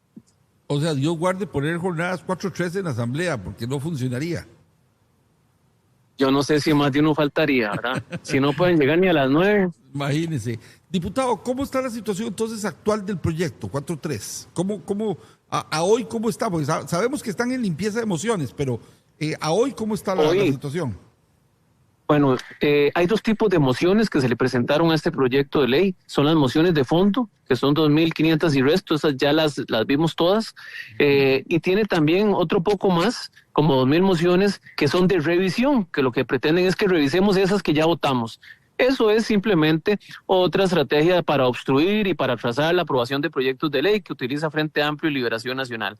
Hoy ya, como les mencionaba, ya de esas casi 5.000 mociones que se presentaron en este proyecto, llevamos por la 3.087. Cuando nosotros empezamos, teníamos un panorama de que quizás nos íbamos a llevar hasta el mes de octubre para aprobar para rechazar, bueno, para conocer o votar todas las mociones. Sin embargo, por la velocidad que llevamos, el escenario ahora es mucho más favorable y yo esperaría que tal vez en la segunda, tercera semana de septiembre ya estemos aprobando en primer debate este proyecto de ley que es tan importante para Costa Rica. ¿Para qué fecha, perdón? La primera semana de tercera septiembre. Segunda, tercera semana de septiembre. Correcto. Bueno, está cerquita, ¿no? Un mes prácticamente. Está cerquita. Un mes. Bueno, eso sería primer debate. Sí, primer debate. Primer debate, y la ventaja es que ya no habría más mociones que ver y la discusión del segundo debate podría llevarse, calculo yo, unas 2 sesiones más y estamos listos. Bien. Bueno, tengo una noticia aquí de última hora. A ver. La policía esta tarde detuvo al primero de los 14 sujetos buscados en Cartago. Ay, gracias a Dios. Uno menos. Buena noticia. Llegamos a faltan 13 allá en Cartago. Claro. Muy bien. Bueno, don Juan Manuel, tal vez un mensajito de cierre y por favor. Principalmente gracias por el espacio. Yo creo que es importante que uno pueda compartir con los costarricenses con transparencia lo que está pasando aquí, ¿verdad? Y dejarse de tantos dimes y diretes y de campañas de miedo que vienen orquestando el bloque de oposición para que la gente dude de lo que aquí se está haciendo. Y bueno, decir a los costarricenses que no duden realmente del trabajo que estamos haciendo. Somos muy conscientes de la responsabilidad que tenemos todavía energías bueno, y acabamos de empezar, la verdad, para echar adelante estos proyectos que tienen muchísimos años, décadas de estar esperando una respuesta y vamos a seguirlo haciendo. Así que muchas gracias, Jerry, y muchas gracias, Guillermo, por el espacio, de verdad. Gracias a usted, don Juan Manuel Quesada, diputado del Partido Pueblo Soberano. Buena tarde. Un abrazo, buenas tardes. Bueno, temas cerrados ya los dos, Memito, 4-3, el tema también de las universidades. Y bueno, usted sabe que yo quería escuchar hoy a un tigre hablando sobre... déjeme lo conecto. Y también lo que pasó hoy en la conferencia de prensa. Yo sé que... Veamos esta nota. Esta nota. ¿Cuál? Vivi, el anuncio de este maleante que atraparon. Sí, el anuncio que hace don Gerald Campos, ministro de Seguridad Pública, la captura del primero de los 14 sujetos que han sembrado el terror en la provincia de Cartago. Así, en buena hora esa noticia, y evidentemente vamos a darle seguimiento a ver qué pasa con el proceso judicial en contra de esa persona sospechosa de comisión de una serie de delitos. Vamos a ver qué pasa en el Poder Judicial, a ver cómo responde y qué tratamiento se le da a ese caso en particular. Muy probablemente Seguridad Pública, y es el deber de hacerlo, va a tener que fundamentar bien el caso, presentarlo ante las autoridades judiciales para que se proceda de la manera como tiene que procederse. Así que vamos a darle seguimiento a esa primera detención. Escuchamos a Gerald Campos, ministro de Seguridad Pública. Costarricenses, hay un objetivo claro, lo estamos atacando, vamos de frente contra la criminalidad. Acabamos de detener a uno de los sospechosos de los 14 que estábamos buscando, Jefferson Medrano. Lo detuvimos en los diques en Cartago, un equipo de trabajo conformado por las fuerzas del Ejecutivo, donde la Policía de Fronteras entró, lo ubicó mediante inteligencia y hoy esa captura es una realidad y vamos por los otros 13. Vamos a seguir cumpliéndole al país y esperamos que el Poder Judicial se amarre los pantalones, le dé prisión preventiva y lo lleve prontamente a juicio. Hay un objetivo claro, la lucha frontal contra la criminalidad, y no vamos a parar.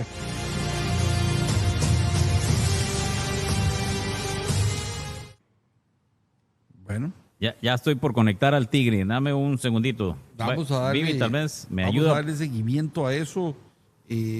Don Guillermo, en Noticias Televisión. Por cierto, a partir de las 5 de la tarde. Vieras que ayer nos agradó mucho y además nos genera un agradecimiento muy profundo a todos los que nos enviaron fotografías al 83 36 36 36. Vamos a ver si hacemos la dinámica y así compartimos en nuestras redes sociales los reportes de sintonía. Mándenos una fotografía del lugar donde se está viendo el programa, que se vea la pantalla y evidentemente se vea usted, ojalá con su nombre y el lugar de donde nos ven. A partir de este momento, 83 36 36 36. Nuestras compañeras del call center, Hilary y Dulce, los van a estar atendiendo muy atentamente, recibiéndoles el mensajito, lo pasamos a nuestro equipo digital y después vamos a hacer los posteos en nuestras redes sociales. Jerry, ¿usted quería un tigre? Por supuesto. Ahora le tengo un tigre. Tiger. Está suelto y anda con ganas de pelear. Don Víctor Ramírez, muy buenas tardes. Bienvenido a nuestro programa. Qué gusto, mucho gusto tenerlo nuevamente. Mucho gusto. Más que ganas de pelear, es ganas de decir las cosas como son. Como son, así me gusta. Eso es lo que hace. Viera qué problema tenemos en nuestro país con la comunicación. Porque a pesar de dos personas querer lo mismo, no se ponen de acuerdo. Bueno, alguna de las dos, más que no se ponen de acuerdo, es que no quiere ponerse de acuerdo. Eso es. Es que lo que hacemos es mentir, engañar y decir que quiero tal cosa, pero en el fondo no lo quiero. Y entonces por eso vienen los desacuerdos. Eso es muy normal en la historia política y eso es mucho de lo que está ocurriendo en este país. Pero bueno, ustedes me dicen. Bueno, no, hay muchas cosas de las que podemos hablar, don Víctor. Sobre todo, bueno, hoy la conferencia de prensa también generó mucho. Por cierto, hay un elemento interesante, don Víctor, que yo sé que usted debe estar muy atento y muchos estamos a la espera. Hoy, el presidente de la Corte Suprema de Justicia, don Catalino Orlando Aguirre, debería de expresar públicamente su interés por seguir al frente del Poder Judicial o, en caso de que desista, comunicar su aspiración, que desiste de la aspiración para ser reelegido como presidente de la Corte. Hoy. No como magistrado, como presidente. Se vence el plazo, exactamente. De su presidencia. Entonces vamos a estar también a la expectativa de lo que ocurre. No ha llegado ninguna comunicación oficial por parte de la Corte Suprema de Justicia. Estamos atentos para hacerlo noticia, evidentemente. Pero bueno, don Víctor, tal vez para desmenuzar un poco, hoy la conferencia de prensa tuvo varios matices o varios aristas, por así decirlo. ¿Qué fue lo que a usted más lo atrajo de la conferencia de hoy? Bueno, tal vez para decir unas cosas relativo, que tal vez en la conferencia de prensa también se expresó, relativo a don Orlando, que tiene unos pocos minutos más para decirle a todos los costarricenses si a los 83 años aspira a 8 años más. El presidente de la República fue muy abierto, como es lo normal en él, y dijo, estamos ante la posibilidad de don Orlando Aguirre o de Patricia Solano. Yo desconozco si eso es así o no. Lo que no tengo la menor duda es que está ardiendo Troya, ahí a lo interno.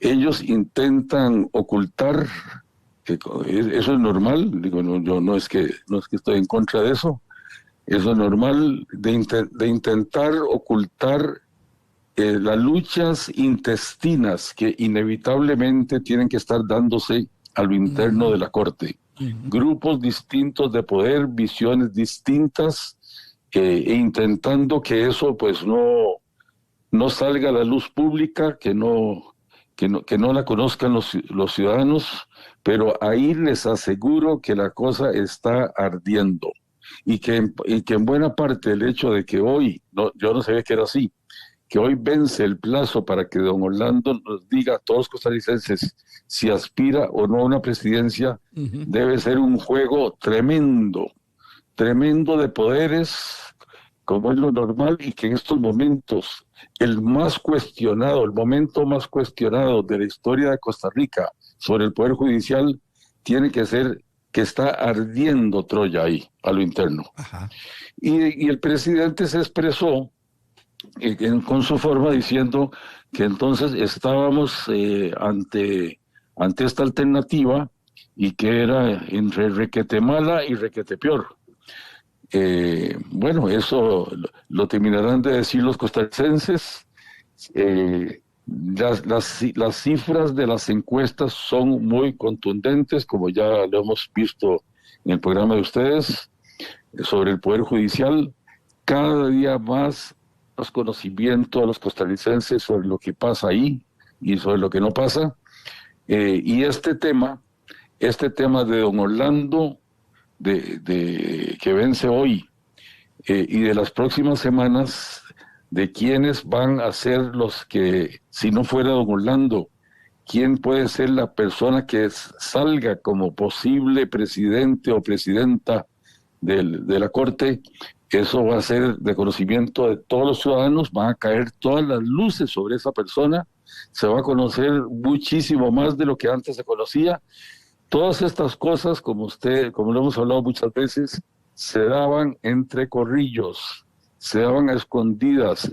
Los ciudadanos costarricenses no se daban cuenta de si el presidente de la Corte era tal persona o tal otra. Habían cambios y ni siquiera era de conocimiento de los ciudadanos de Costa Rica.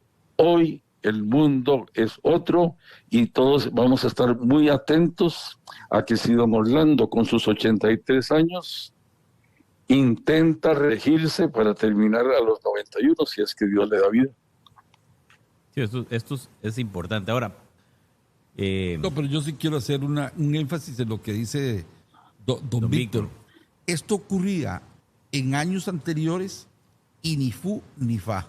Ni fu ni fa. Ni fu ni fa, o sea, la perilla ni hacía para allá ni hacía para acá. Porque era invisible. No pasaba nada. Era invisible para las personas. Pero ahora tenemos una sociedad distinta, una sociedad que ahora sí se pregunta muchas cosas, se cuestiona muchas cosas y ha entendido muchas cosas de cómo se mueven las cosas en Costa Rica.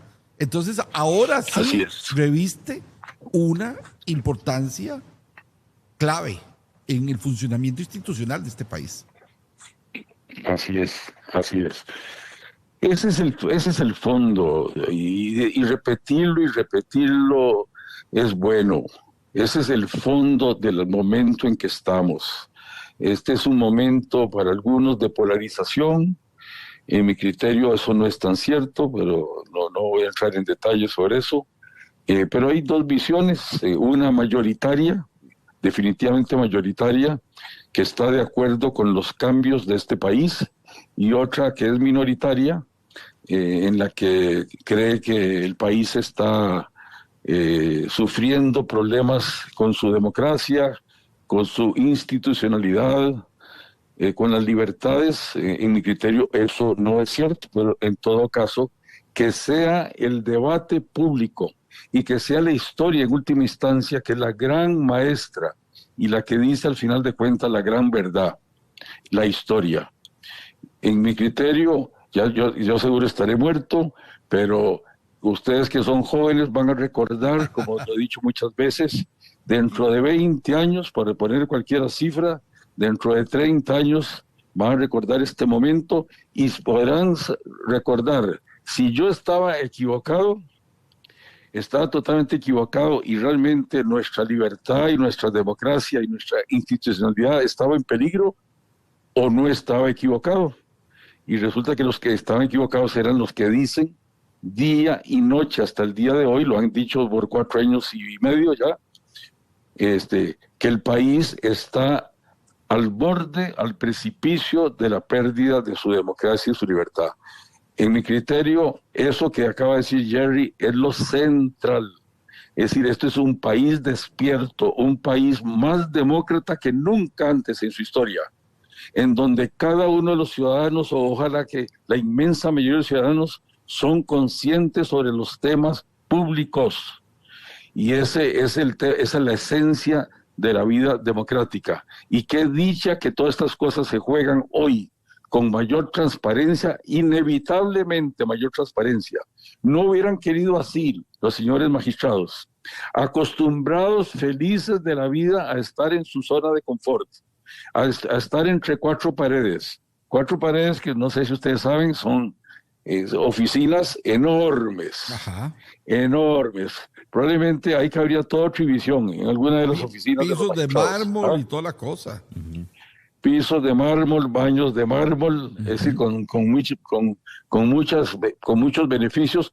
Todo eso se jugó a espaldas de la opinión pública. Y hoy, gracias a los costarricenses, gracias a canales como el de ustedes, hoy se juega frente a la opinión pública y los ciudadanos están conscientes, vigilantes de cada uno de esos momentos para que tomen sus decisiones. Bueno, vamos a hablar de la institucionalidad del país. Nosotros tenemos unas instituciones creadas para una realidad de una Costa Rica de hace 50 años o más.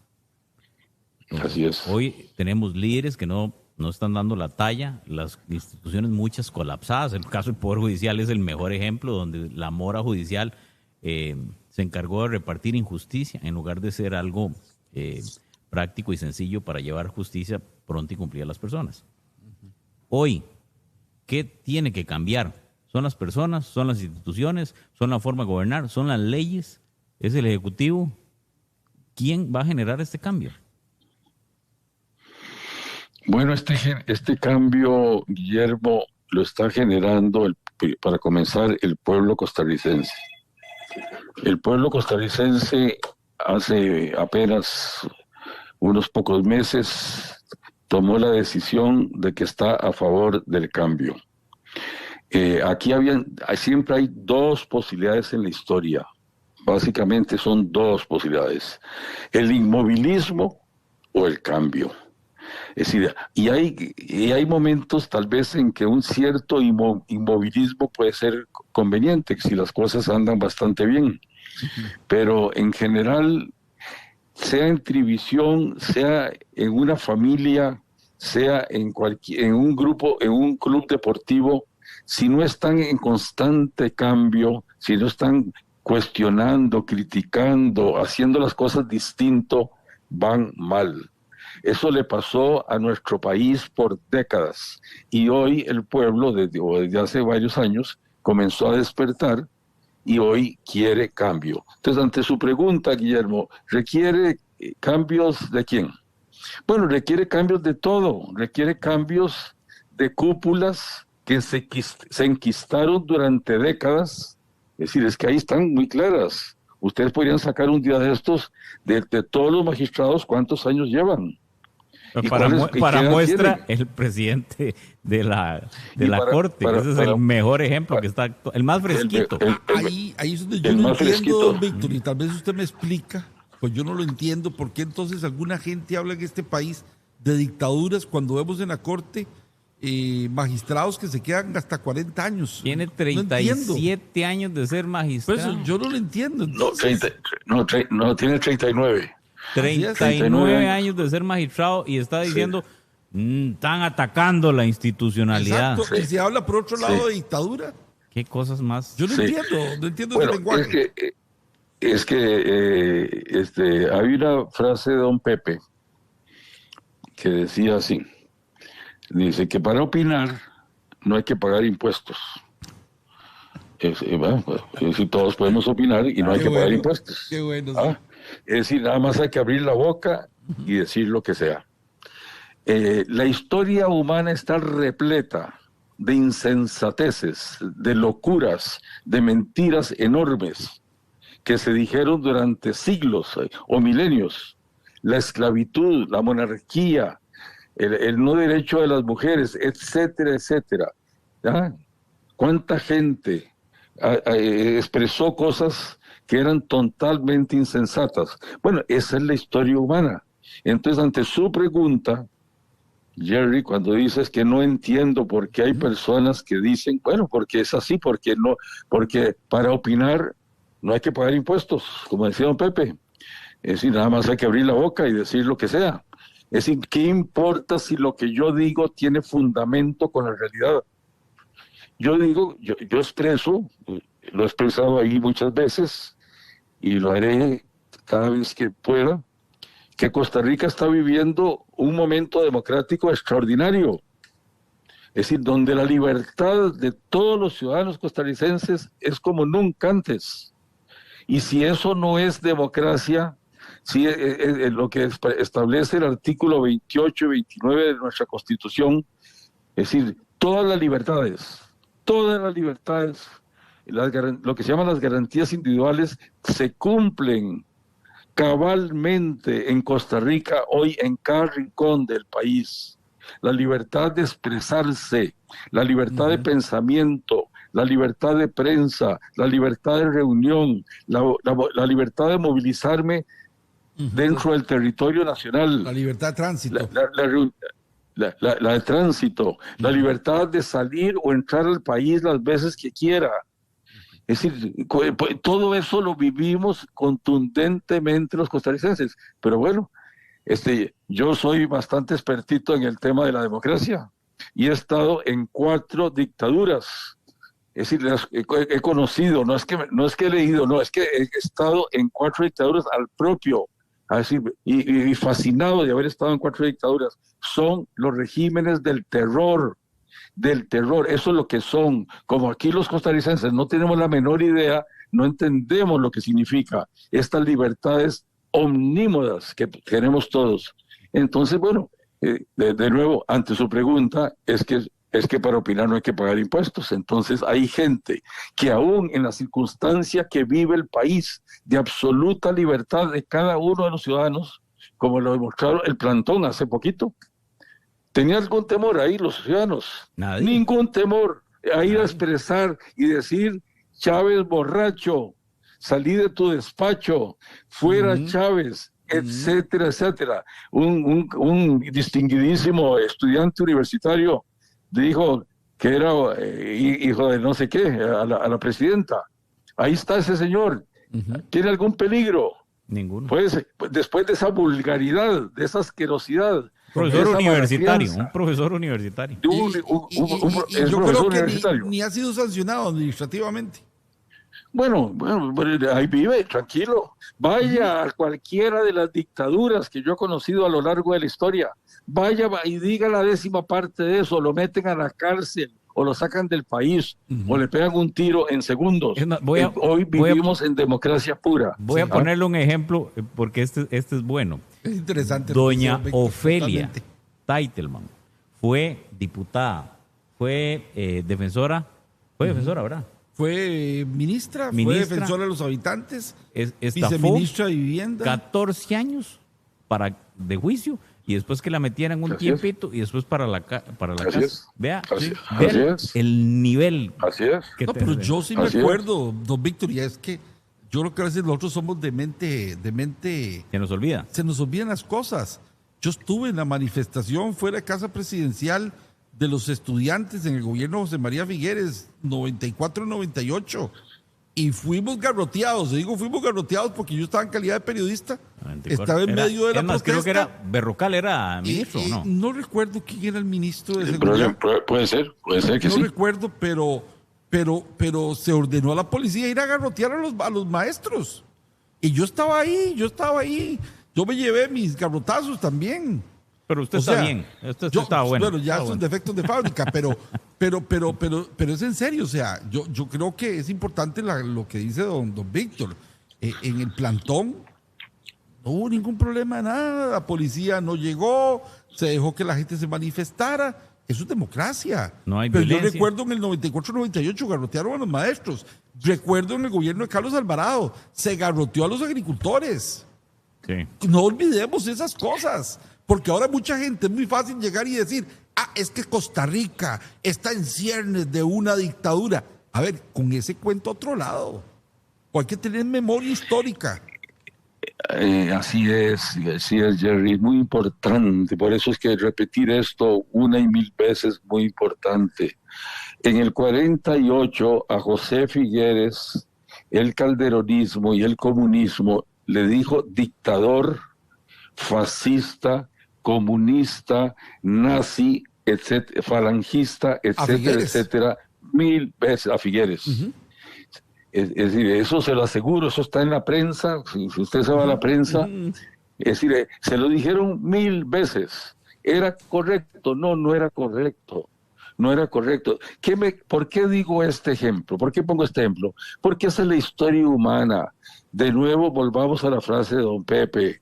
Para opinar no hay que pagar impuestos. Es decir, para decir estupideces, para decir insensateces, para decir vulgaridades, solo hay que abrir la boca. Y en mi criterio, es decir, lo rico de este momento es que se contrasten las posiciones de unos y otros, y será la historia, la última gran maestra, la que defina la realidad. Yo estoy convencido, puedo estar equivocado, de todo puedo estar equivocado. Estoy convencido que hoy Costa Rica vive una democracia boyante, fuerte, vivificante, vivita y coleando. ¿Va? Algunos ven otra cosa. Nada más, ustedes invítenlos ahí a quienes piensan así y díganles que les den demostraciones fehacientes, contundentes, de que Costa Rica vive a las puertas de una dictadura. ¿Va? Es decir, yo creo que están totalmente equivocados, pero que en parte es la desesperación, al no tener otros argumentos, entonces recurren a este tipo de mentiras. Hace un ratito teníamos a la diputada Sigrid Segura y me hizo muy interesante escuchar que era una forma de esclavitud tener las jornadas 4x3 prácticamente. Entonces, en ese sentido, sí. ¿Será que los diputados del Frente Amplio piensan que a las personas les ponen un... La esclavitud es la del pueblo cubano, la de la juventud cubana que no tiene ni siquiera empleo. Es decir, que el hambre es lo que abunda en estos momentos. Ajá. Con una situación pavorosa. ¿Ah? Es decir, bueno, es que de nuevo, esa muchachita, ¿qué sabe esa muchachita de la vida, por Dios? ¿Ah? Es diputada, sí es diputada, y hay que respetarla como diputada, por supuesto. Y tiene todo el derecho a decir lo que le dé la gana. Sea justo o no justo, sea fundamentado o no fundamentado. Sí, eso es democracia. Eso es democracia. Pero venir a decir que es una ¿qué? Que es una esclavitud. Que es una esclavitud. El tipo de esclavitud, las jornadas 4x3. Bueno, pues muy bien. Entonces, es como obligar a las personas o trabajan o los matamos. O sea, no hay opción de renunciar. No me gusta ese trabajo. Usted se queda trabajando porque tiene que hacer jornadas 4x3. O sea, es un argumento tan pesado en una cosa que se habla de libertad y democracia. Y si usted no quiere trabajar ahí, renuncia y se va para otra empresa.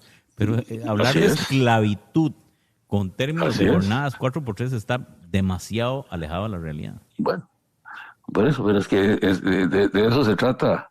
Siempre se ha tratado de eso la vida. En la vida siempre ha habido diferentes posiciones. Ella termina diciendo cuál era la correcta y cuál era la incorrecta. Por eso a mí me gusta tanto hablar del 48, porque es un tema costarricense de hace unos días, yo sé, hace 70 y pico de años, que es ayer en la historia. Pero las mismas cosas que se están viviendo hoy se vivieron ahí, sí, las mismas. Pero es que yo creo, don Víctor, cuando usted referencia el 48, es porque evidentemente lo vivieron nuestros abuelos, nuestros padres, y nosotros somos producto de ese ciclo y de lo que pasó ahí. O sea, entonces es evidente que a mí me encanta cuando usted utiliza y hace analogías relacionadas con lo que ocurrió en el 48. Me parece que pone una perspectiva muy clara sobre lo que Costa Rica está viviendo ahora, y donde tenemos que tener información clara, certera, directa y sobre todo analítica, para que la gente no se desinforme, para que la gente tenga la visión correcta. Exactamente, Jerry. La democracia son muchas cosas, muchas. Entre otros, por supuesto, elecciones libres, justas y competitivas, que las acabamos de tener. Acabamos de pasar por una campaña electoral absolutamente libre, justa y competitiva, donde cada quien dijo lo que le da la gana, sin el menor peligro. Pero sabiendo que la democracia son muchas cosas, si alguna cosa es la esencia, es la participación ciudadana. Es el involucramiento de los ciudadanos en los asuntos públicos, en el negocio de todo, le llamaba don Pepe, porque ese es el negocio de todos. Entre mejor le vaya a lo público, nos beneficia a todos, y si le va mal a todo eso que llamamos lo público, nos perjudica a todos. Correcto. Por supuesto. Entonces, debemos involucrarnos en ese ámbito, por supuesto, y el involucramiento de los ciudadanos en ese tema es la esencia de la democracia. Entonces, ¿cómo no puedo yo creer hoy que los costarricenses están más despiertos que nunca, que están involucrados en estos temas? No voy a creer que nuestra democracia está vivita y coleando. Bueno, en eso es lo que creo, en eso es lo que creen la mayoría de los costarricenses, según lo dicen todas las encuestas. Sí, que a algunos no les guste, de ahí. Bueno. Siempre habrá gente que no le guste. Siempre habrá gente que no le guste. Siempre en la historia habrá gente de una posición o de otra. Si no, pregúntele a Jesús, pregúntele a Sócrates, pregúntele a Lutero, pregúntele a quien sea. Siempre habrá. Es la historia, de nuevo, la que termina diciendo por dónde era el lado correcto de la historia. En mi criterio es bastante claro hoy, pero otros tienen todo el derecho, porque están en democracia, a pensar lo contrario. Don Víctor Ramírez, como siempre, un gusto y un placer. Un abrazo. Que pase muy bien. Soporte. Igualmente. Muy amable y buena tarde, don Víctor Ramírez Zamora. Siempre me acuerdo de su segundo apellido. Muy bien. Tenemos cambio de tema. Salimos de lo político y volvemos a materia legal. Hay una situación que tal vez usted la explica mientras conecto al invitado. Es lo del diputado Salvador Padilla. Sí. Bueno, lo del diputado... Bueno, hay que decir una cosa. Por un tema de tiempo, que al mediodía la conferencia de prensa nos capturó mucho tiempo de la edición del mediodía de Noticias Televisión, no pudimos publicar un reporte de nuestro periodista Javier Paniagua.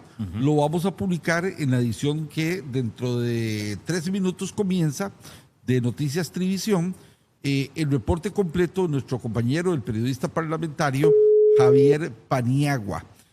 Javier pudo indagar un tema que es el que vamos a abordar a continuación. Cuando el que es ahora diputado de Liberación Nacional, don Salvador Padilla Villanueva, era funcionario interino del Congreso de la República. Resulta que don Salvador solicita permiso para poder aspirar a la diputación. El anterior directorio legislativo, cuya presidencia durante 4 años ostentó Rodrigo Arias Sánchez, le concedió ese permiso. Pero no se hizo lo mismo con la diputada del Partido Unidad Social Cristiana, que posteriormente renunció a esta agrupación, doña Melina Ajoy. Ella igual planteó la posibilidad de que como funcionaria interina del Congreso se le permitiera un permiso para poder aspirar a la diputación, y le dijeron Nel pastel, no. ¿Cómo le dijeron? Nel pastel, no. La gente entiende, no. Le dijeron que no. Pero entonces con el diputado de Liberación Nacional sí hubo permiso, siendo funcionario interino. Que era la misma bancada del presidente del Congreso. Exactamente. Y con la diputada Melina Hoy del PUS, que también era funcionaria interina, le dijeron que no, el mismo directorio legislativo. ¿Por qué la diferencia? Bueno, yo creo que lo que nos puede aclarar este tema es don Rafael Rodríguez, quien es abogado laboralista. Ya me falta el café. Gracias. Don Rafael Rodríguez, muy buenas tardes. Bienvenido a nuestro programa. Buenas tardes. Con mucho gusto y gracias por la invitación. Excelente. No sé si logró escuchar toda la explicación del caso del diputado Padilla y Ajoy, de la situación que ambos vivieron con el permiso para las personas que están de forma interina. Así es, en el Congreso de la República, ambos. A uno se le dijo que sí y al otro se le dijo que no. ¿Cómo entender ese tipo de decisiones? Pero más bien, ¿cómo funciona? Porque los que estamos en el sector privado, algunas personas ni saben qué es un nombramiento interinato.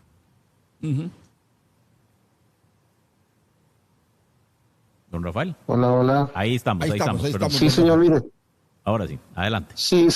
Mire, hay que comprender la situación. Efectivamente, se tiene que tener claro de que hay detractores en relación con la naturaleza del permiso para un puesto interino. En eso estamos claros, porque lo que se argumenta es que la figura de la licencia para ejercer cargos de elección popular fue pensada para funcionarios con propiedad a plazo fijo y no para nombramientos interinos. Porque estos están sujetos a la disponibilidad de la plaza o del regreso del titular. Sin embargo, como se genera la posibilidad de que efectivamente una persona que esté en un puesto interino opte a un puesto de elección popular, el ordenamiento jurídico y la jurisprudencia constitucional suelen proteger el derecho del ciudadano a ser electo y asumir cargos públicos sin perder su vínculo laboral de origen, sea interino o sea en propiedad. Entonces, puede ser de que el criterio que tuvo en algún momento es el criterio de que era una persona interina y que como persona interina pues su puesto no estaba fijo y que con esa circunstancia darle un permiso para un puesto de elección popular como el de diputados, que es para 4 años, no era viable. Sin embargo, ya se han otorgado esos permisos a como se dice. Ahora, si se le otorga uno con un fundamento que es válido, pues habría que ver cuál es el fundamento con el que se está utilizando para que a otra persona no se le otorgue ese derecho, porque podría verse inclusive como una situación de carácter discriminatorio.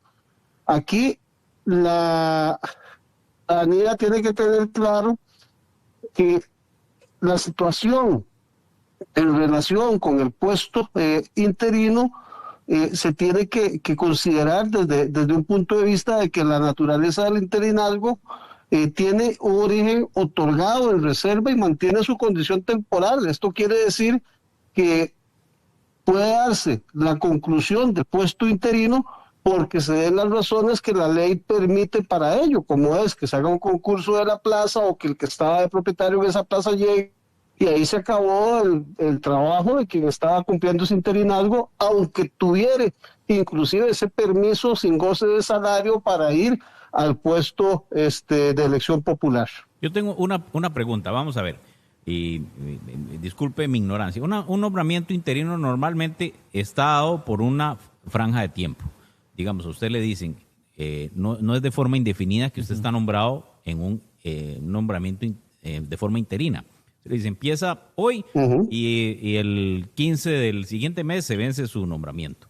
Ahora, ¿cómo funciona eso de que usted, perdón, de que usted puede pedir un permiso sobre algo que tiene un plazo de vigencia y un permiso se extiende por 4 años sobre una plaza que ni siquiera es suya? ¿Cómo funciona eso? Sí, hay que tener claridad. O sea, el otorgamiento de la licencia, digamos, no dota al funcionario de una estabilidad laboral extraordinaria ni convierte su plaza en definitiva. En eso tenemos que tener claridad. El vínculo interino, digamos, permanece sujeto a las causas ordinarias de finalización que establece la ley para este tipo de nombramientos. ¿Qué es lo que sucede? Que nosotros lo que vemos es que ciertamente hay personas que vienen cubriendo puestos de interinazgo en una plaza y estos puestos se van haciendo por temporalidad. 4 meses, que 5 meses, que 6 meses. Y la jurisprudencia, la Sala Segunda de la Corte Suprema de Justicia, que es el órgano mayor que ve los asuntos laborales, e inclusive la Sala Constitucional, le ha dado un valor al interinazgo de continuidad. O sea, si el trabajador se mantiene y este interinazgo se está prorrogando de manera constante sin que llegue el titular a la plaza, pues le da un derecho como que si fuera una persona que ha venido manteniendo esa continuidad. Y no se puede terminar ese interinazgo, por lo menos en derecho público o en materia pública, si no existe una de las causales que establecen el rompimiento de ese interinazgo. Yo no puedo cambiar un interino por otro interino. O sea, se tiene que establecer de que el puesto del interino que ha venido continuamente surgiendo se reemplaza porque salió a concurso a la plaza y se nombró un titular o porque el titular llegó a esa plaza. Entonces, aunque se diga que tenía una vigencia de 4 meses y venía dándose continuidad, esto se extiende en el tiempo. Pero eso no quiere decir que a la persona que se le otorga la licencia terminó su puesto de diputado y llegó a la plaza, porque si esa plaza ya había perdido el carácter, pues ya no existe, ya ahí se murió en el momento en que el interinazgo se perdió también.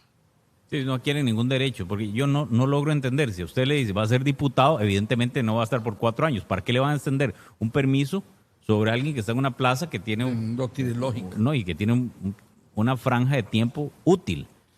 Ahora, ¿cuál podría...? Mira, aquí lo prudente diría yo es que un diputado que está en un puesto interino y que sabe que será un puesto temporal, va a ir a ejercer un cargo de diputado por 4 años y que es más allá de esa temporalidad, pues yo diría prudente es que ese diputado renuncie a ese puesto interinazgo que tenía en una institución.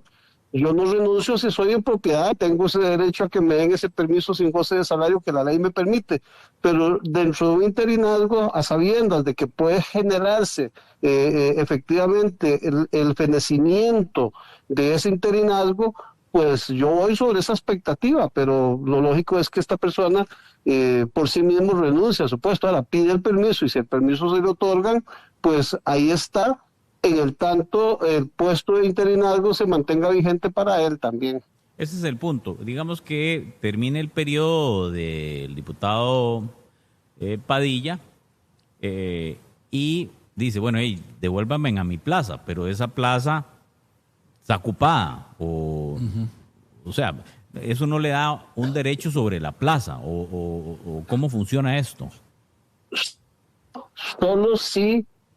Solo puede regresar a esa plaza si efectivamente cuando se dio ese permiso, quien se ubicó en esa plaza se le ubicó a sabiendas de que había un puesto de interinazgo que tiene un permiso con goce de salario y que durante esos 4 años no se generó lo que la ley permite para darle finiquito al interinazgo, que es sacar a concurso la plaza para nombrar a alguien en propiedad o que el propietario del puesto que yo estaba cubriendo de interinazgo ya llegó a la plaza. Inclusive,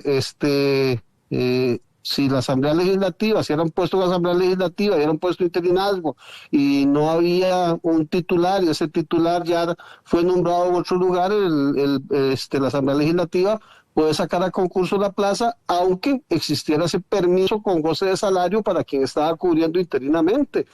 Cubre la plaza y se le informa quién cubría y el diputado cuando termina sabe que ya el interinazgo que tenía no existe.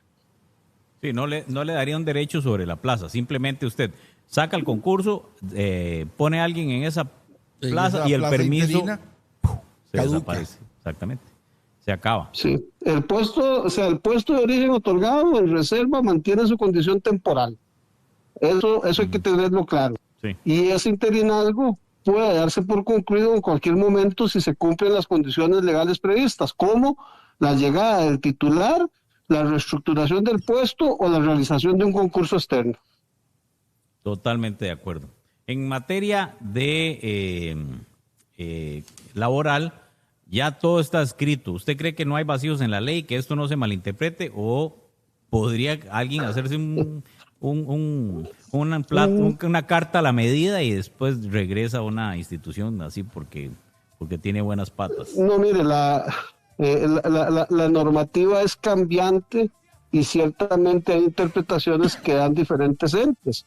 Vea de que ustedes mismos están indicando de que a una persona se le otorgó el permiso con un fundamento y a otra no se le otorgó. Correcto. Ahora, esta persona, ciertamente, si no se cumplen los requisitos que está estableciendo la norma para saber que el interinazgo feneció, pues podrá ir a reclamar el derecho que tenía a devolverse a esa plaza, si la plaza está en esa condición de interinazgo. Pero no puede decir, no, es que aunque ya haya alguien, yo tenía un permiso con goce de salario, cubrieron la plaza y yo me quedé sin trabajo. No, usted estaba en un puesto temporal que tenía una condición y que esa condición murió en el momento en que se dio una de las condiciones que la ley establece para dar por finiquitado el interinazgo. Don Rafael Rodríguez. Muy claro, muchas gracias, don Rafael. Muchísimas gracias. Muy claro. Hola. Gracias a ustedes. Buenas tardes. Gracias, don Rafael Rodríguez, abogado laboralista. Yo creo que está muy claro. Vamos a ver el reportaje ahora. Noticia de última hora, don Memo. Cuénteme. No va a aspirar por la reelección Orlando Aguirre. Sí, pero eso no significa que vaya a ser magistrado. De la Corte, pero oiga lo que dice. Lo voy a leer. Usted está adelantado. Dice, el magistrado Orlando Aguirre Gómez anunció que una vez concluido su periodo como presidente de la Corte Suprema de Justicia, no optará por la reelección y continuará su labor como magistrado de la Sala Segunda. Ahora, en este mensaje comparte una reflexión sobre el futuro de la justicia, la independencia judicial y la responsabilidad de fortalecer nuestras instituciones democráticas. Enviaron un video de 4 minutos 27 segundos. Ya viene Noticias Televisión. No se lo pierda. ¿Quiere ver y saber qué dijo don Orlando Aguirre? No cambie de canal. Continúe con nosotros. Va a haber Vienen noticias. La guerra de poderes, a ver quién se pone en la silla de presidente de la Corte Suprema. Va a haber. Memo, gracias por los reportes de todo el país. Otra vez en selfie.